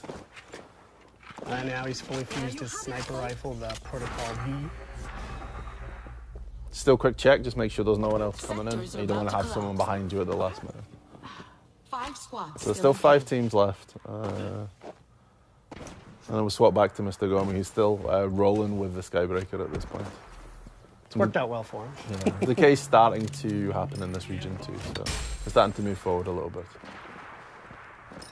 They have a nice variety of weapons between them. You know, someone's got a salvo, there's a Skybreaker, there's a Ripper. They really split in terms of hacks and weapons, so they have a nice diverse selection in terms of game style. So you see him go up high now, he's probably going to use a Skybreaker. And he has, and that's the end for Takeshi Kazuya. Takeshi Casualing, so now you mentioned that username. You'll notice if you've been watching the feed, the usernames all seem pretty similar in this match. What's the story with that? So this is the feature we call streamer protection. So it allows you to anonymize who's in the game. So that's basically what you can see now. This poor player has managed to find themselves in the corner and tried to hide. Unfortunately, they've been chased in there by someone with a fully fused salvo. So that was kind of the end for them. Dangerous. So they've swapped now and they've gone to the Mammoth instead. So they've swapped out the shotgun. So it's quick to change your playstyle. You can easily find another weapon you like and you can adjust based on map size, how many players are left, and continuously adjust. And that countdown that just finished was a health kit event. What does that mean? What are these events? So basically in the top right now you'll see the cross and it's kind of ticking down. So this has said that this is the time left for the health kit event. Basically, every match, there will be cards played which change what happens in the match. So this was the health kit event. There's things like low gravity 2, which projects up in the air and you can jump over. And are these just random, or are players triggering these events somehow? So there's 2 different ways this happens. So there's a Game Master, Grace, who plays them in this case. Or if there's a streamer in the game, the streamer's viewers will get the chance to vote for which one they want to see. So it'll pop up, there'll be 3 different options. And then whichever gets the highest number of votes will be the one that's played in the game. So viewers are directly impacting the streamers. That's through the Crowncast extension. Through the Crowncast Twitch extension. So here you see that you got caught in the decay then and fell through the building. So trying to move back in. There's only 3 teams left now, so we're starting to get towards a smaller map size. So it's going to become chaotic shortly. And they're just on the edge of this landmark. Of Red Tiger, so they're heading up. Here you'll see at the top it says crown appears in 10 seconds. So basically we have a crown that spawns in the walls. If a player grabs the crown and manages to hold onto it for 45 seconds, they will win that game through what we call crown victory. The only downside to that is once you've picked up the crown, everyone can see where you are and everyone's going to chip you. So yeah, he's got the crown, the countdown is on. As soon as, if he were to get eliminated, it would drop and that countdown would go away, right? Yes, and then whoever picks it up next, that person, the countdown will start again for them.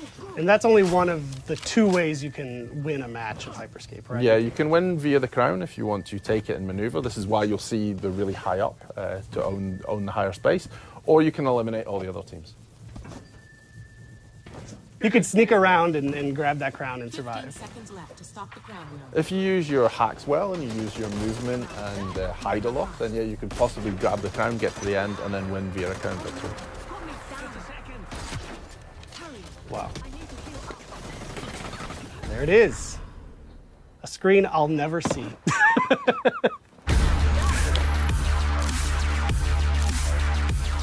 All right, well, that was just one match of the frenetic, fast-paced game, Hyperscape, that we are both very lucky to work on. Thank you for joining us. Thank you for watching Ubi Forward in this post-show.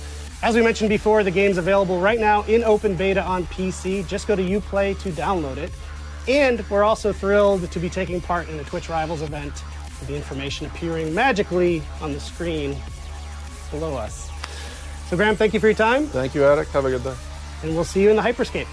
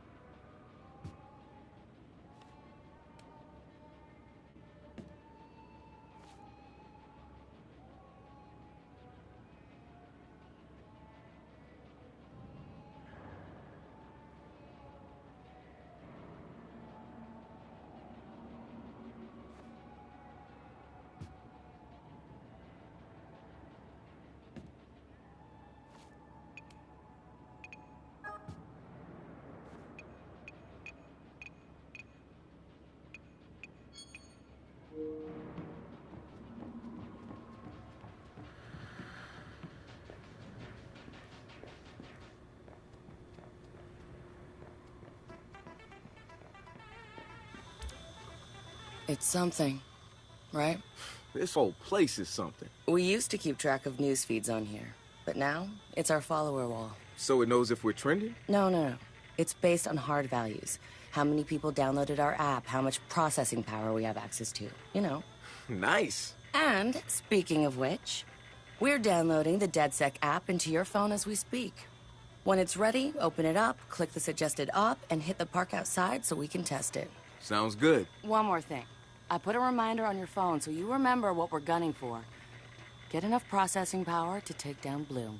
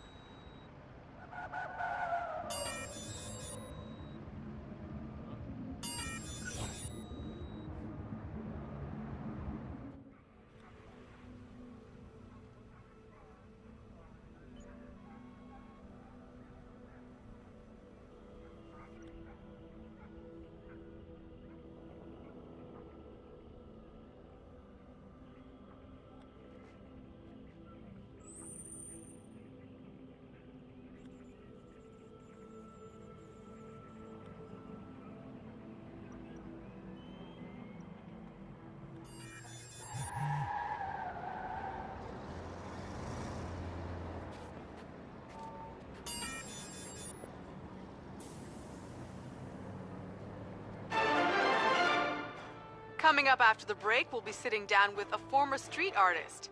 Sweet Tea, as he's known in the community, is here to promote a new book of his...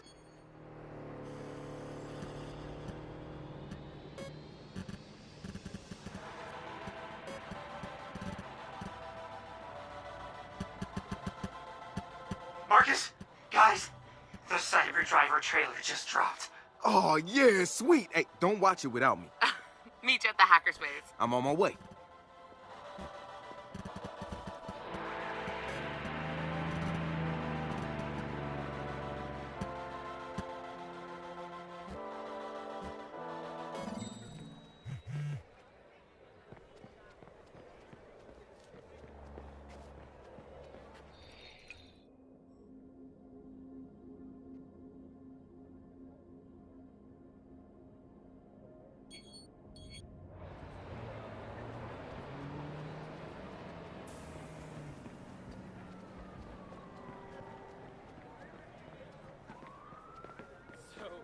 I was an idiot and ate the whole cookie. Cat said, just have half. I mean, you understand me, right? Are we on the same agreement right here? Because I don't know.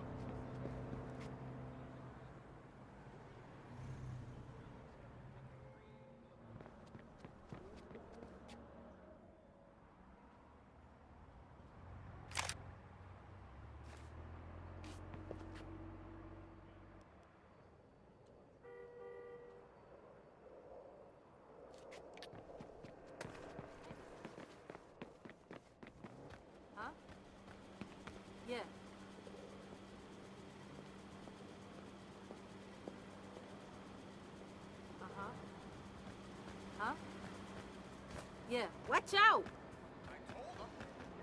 What?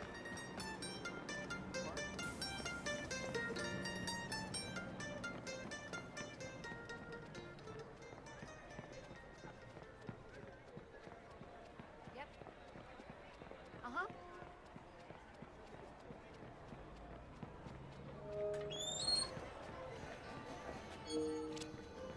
The app's downloaded and I'm in the park. What am I testing? Start profiling things around you. People, devices. See what you can pull from them. That's what helps us figure out our next ops. And running ops that are important to people is how we get them interested in DedSec. The more followers download our app, the more intel we get. It's the circle of life. Oh, and see if you can find some components to help us with our research. Hipster merchant The app is your data mining tool. of death. Okay, I got this. So what now? Up to you, man. You're free to do whatever catches your eye. We post ops to the DedSec app, and doing them helps us get followers. And followers are our Skrilla. Followers mean computers, which boosts our processing power, which lets us do bigger and badder ops.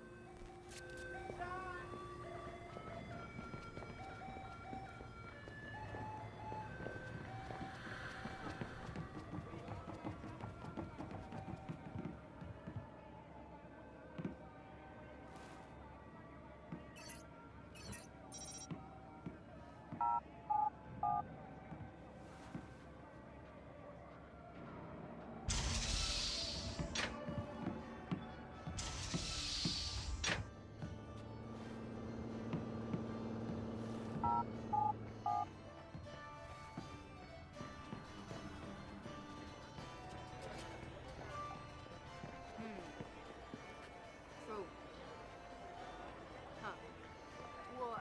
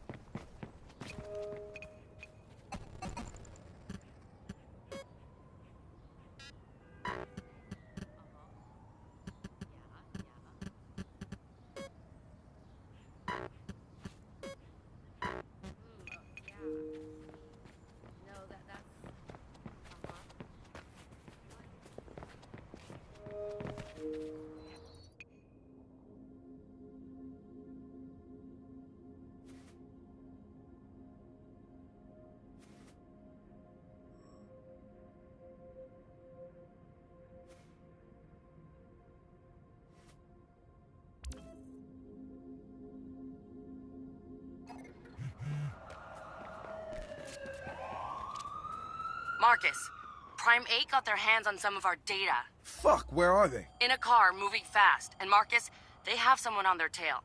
I think someone else wants what they know. Okay, I'll find something fast and get to them first. Marcus, they're getting away. You've got to move faster. Yo, I'm on it.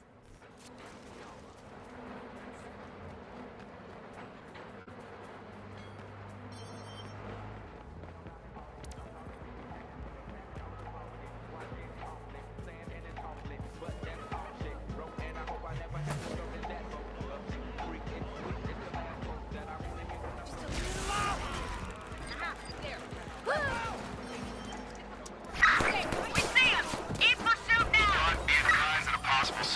suspects have been reported near your location.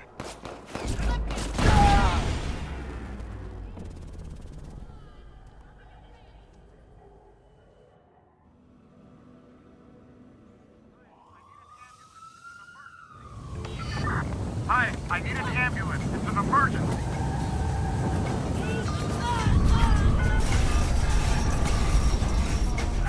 Squad, we are in pursuit. Dispatch to squad. Be on alert. Possible hostiles near your location. Hands in the air! Don't move!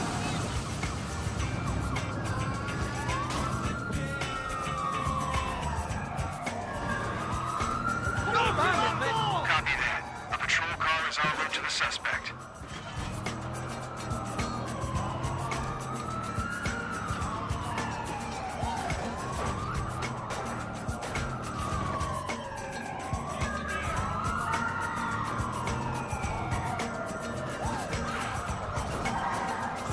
All units, suspect is still in the vicinity. Let's find him.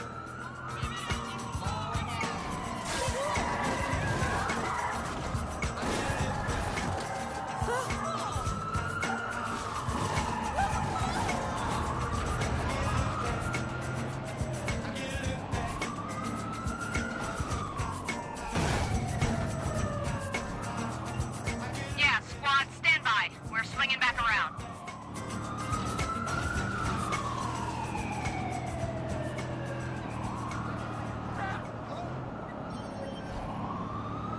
Hey, we're out on the bay catching some rays. Play us home with some sweet, sweet music.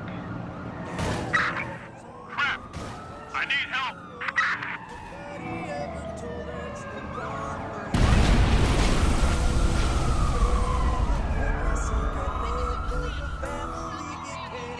Squad, we're back on his trail. Over.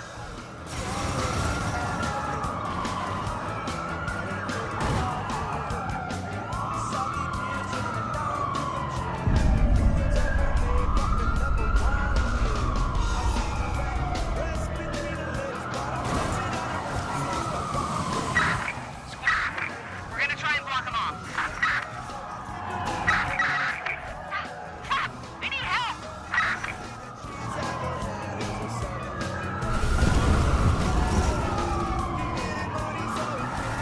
Be advised, a patrol car has been dispatched after the suspect. Yes, squad, stand by. We're swinging back around.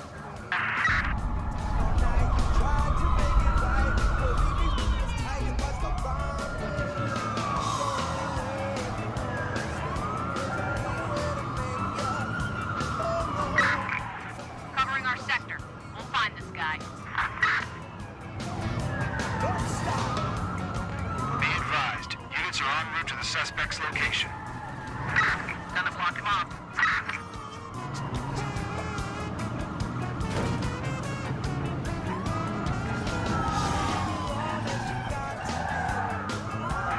I'm going to lock this guy down.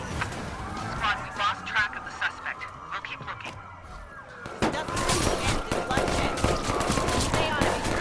He's ditched his vehicle. He's running. Send an ambulance. Over.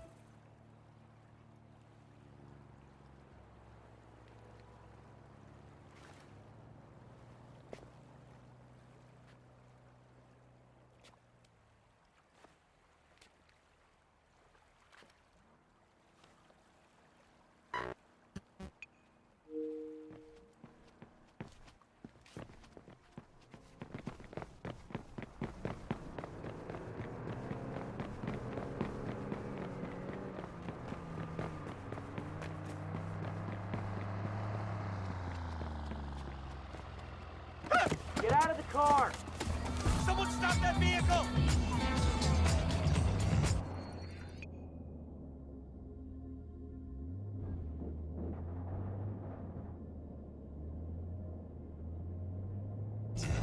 Oh my god!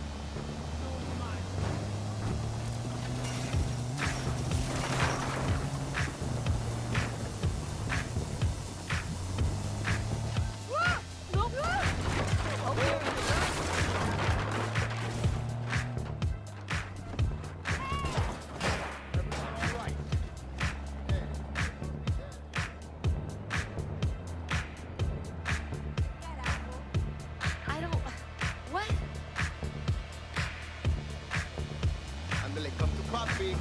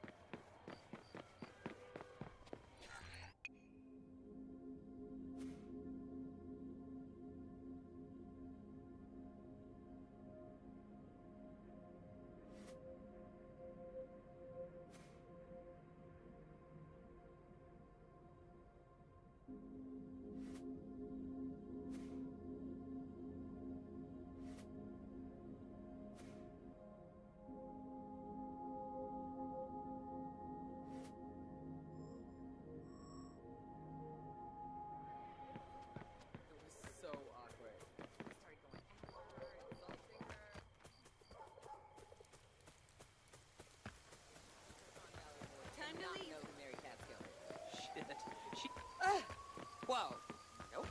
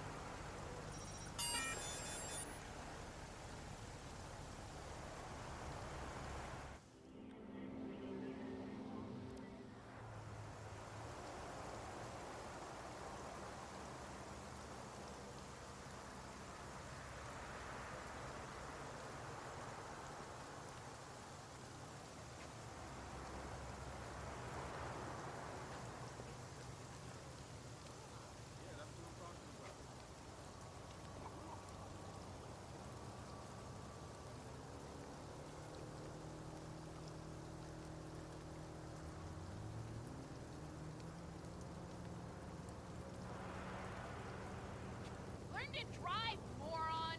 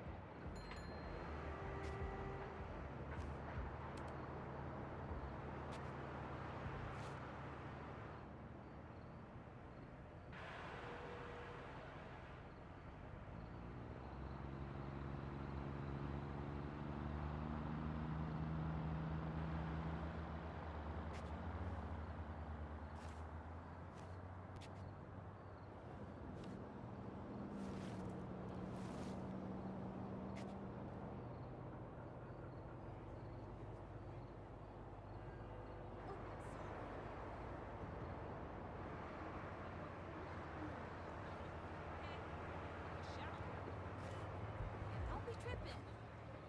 No, I'm cool. Sorry. Cool? I said I'm cool. I'm cool. You cool? Cool.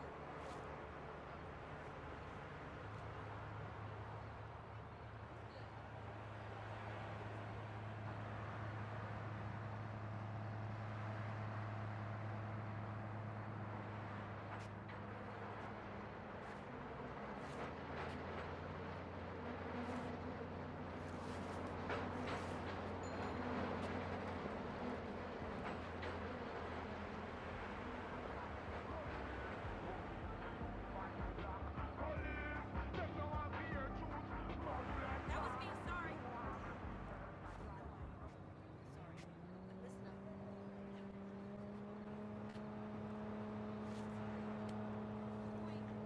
You, it's all good.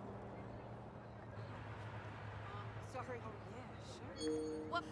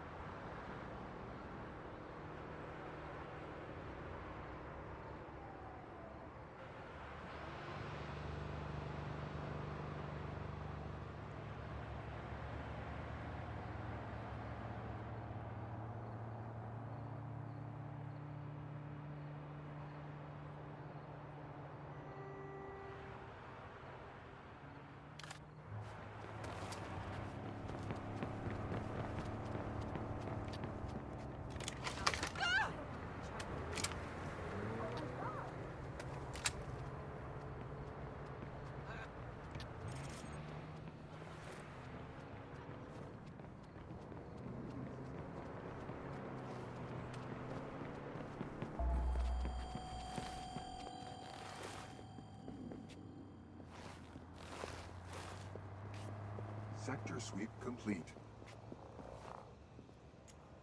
There's something over there. Huh? On your way. Someone help me get rid of this guy. Nothing to report.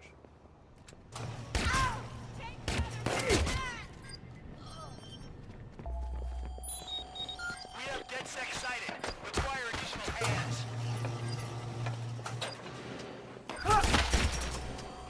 Control, we have a possible target in your area.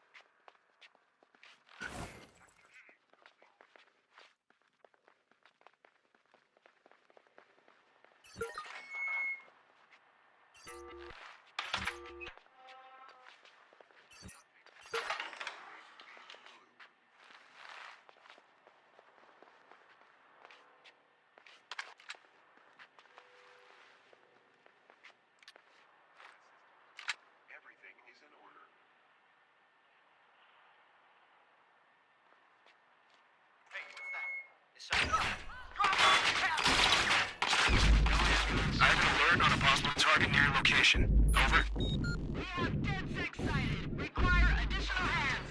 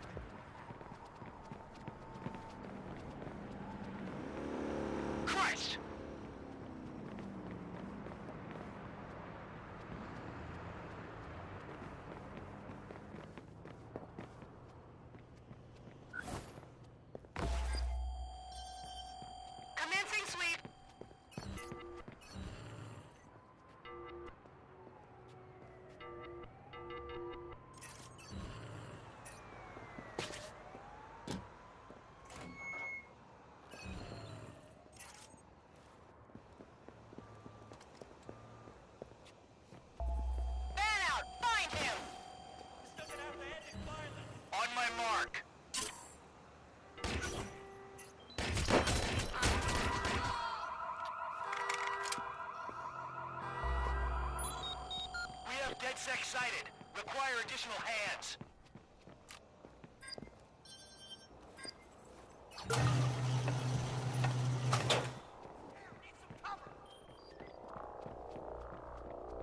This is Control. We have a live alarm. Please respond. Send the coroner. The suspect is dead. Hey, wake up! Get out there and find whoever's hacking us.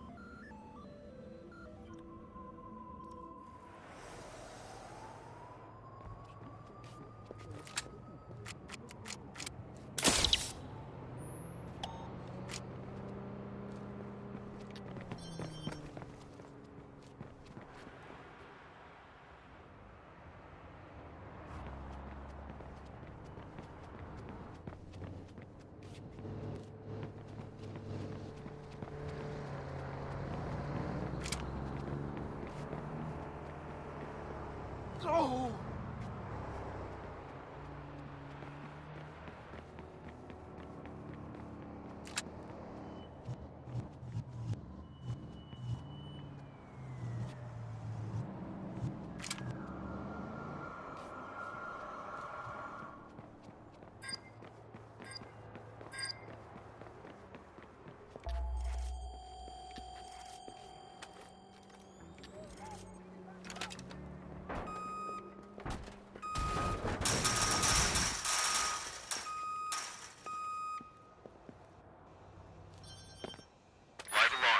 Intruder within security perimeter.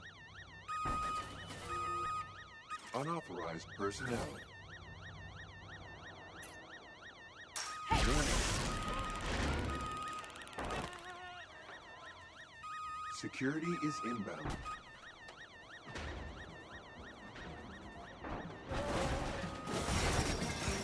Hey! This guy shouldn't be here! Open fire! That a possible target or targets have been reported near your location. No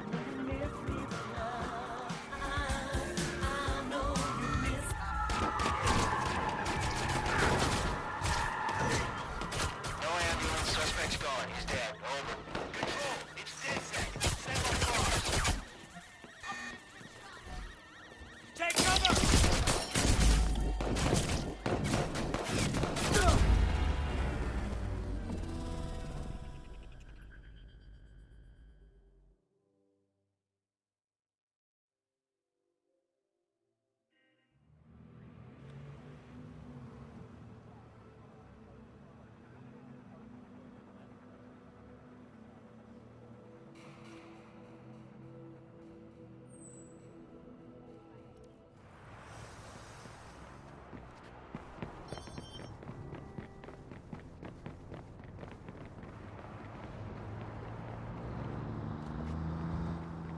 Oh!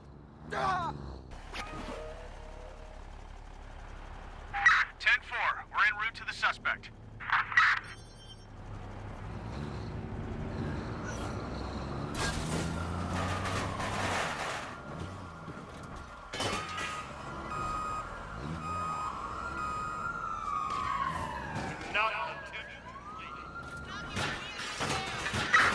Squad, send another couple of units our way. Suspect has abandoned his vehicle.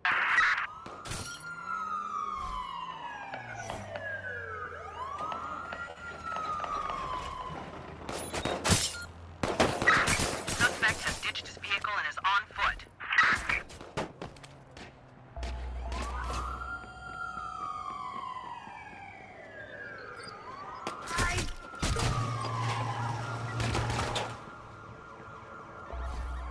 Warning. All units on alert. Intruder with security. Hands where I can see him. Drop him if you have to. Be advised, we have reports of previously identified target near your location. Over.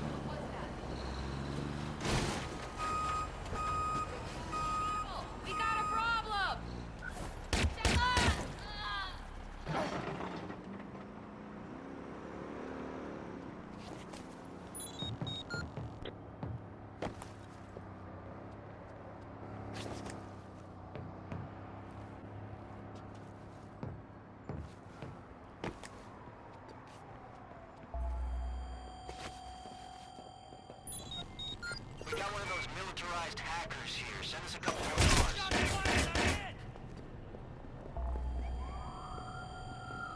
Need cover!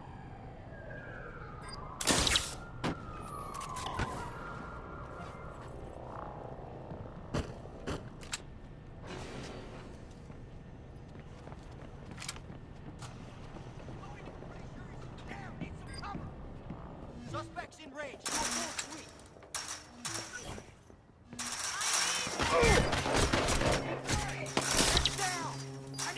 Base to control. Be on alert. Possible targets near your location. Someone's hacking us. Find them!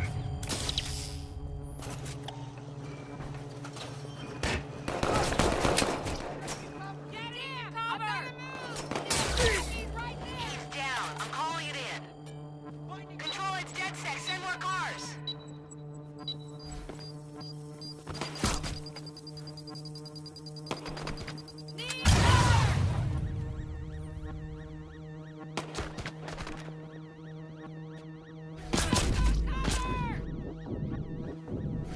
You never should have messed with USC.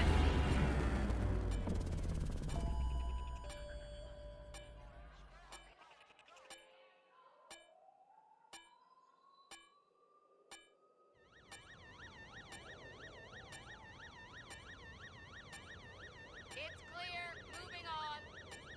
Oh, crap. Shit! Spread out and find him. Go! Check the area. I think he got through. Let's close it up here. Track him down! Sending location on a 1033. Advise conditions. Control to local. We've received reports that DedSec has infiltrated our systems, taking them offline now. Hey, you! No!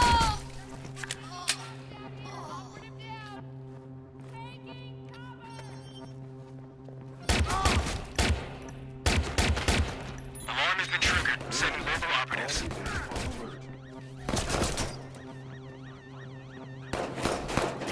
I'm empty. Reloading. Network's clear. Keep an eye out. Just to be safe. Security perimeter.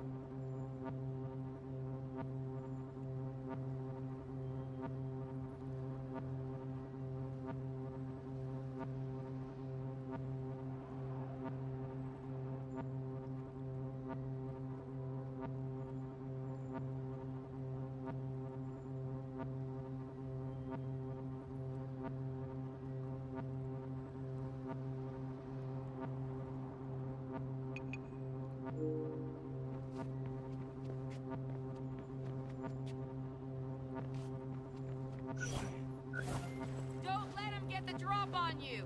Seeking confirmation.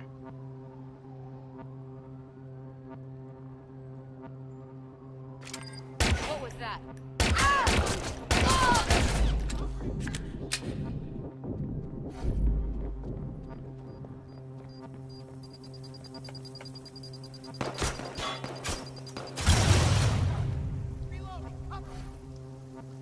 Going to ground. I need to round this up.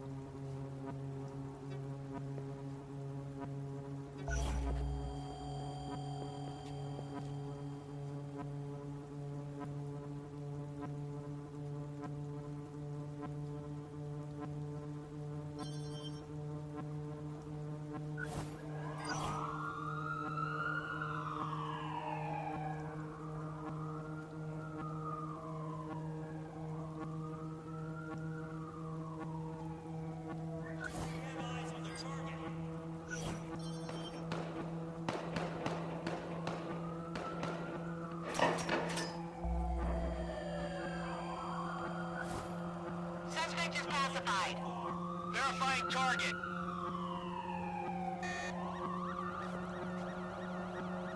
Spread out and find him. Go!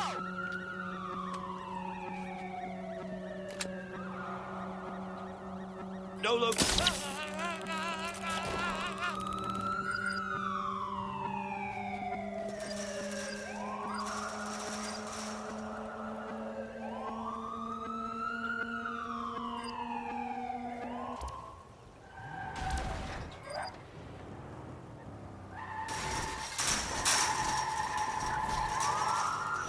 Be advised, we have reports of previously identified target near your location.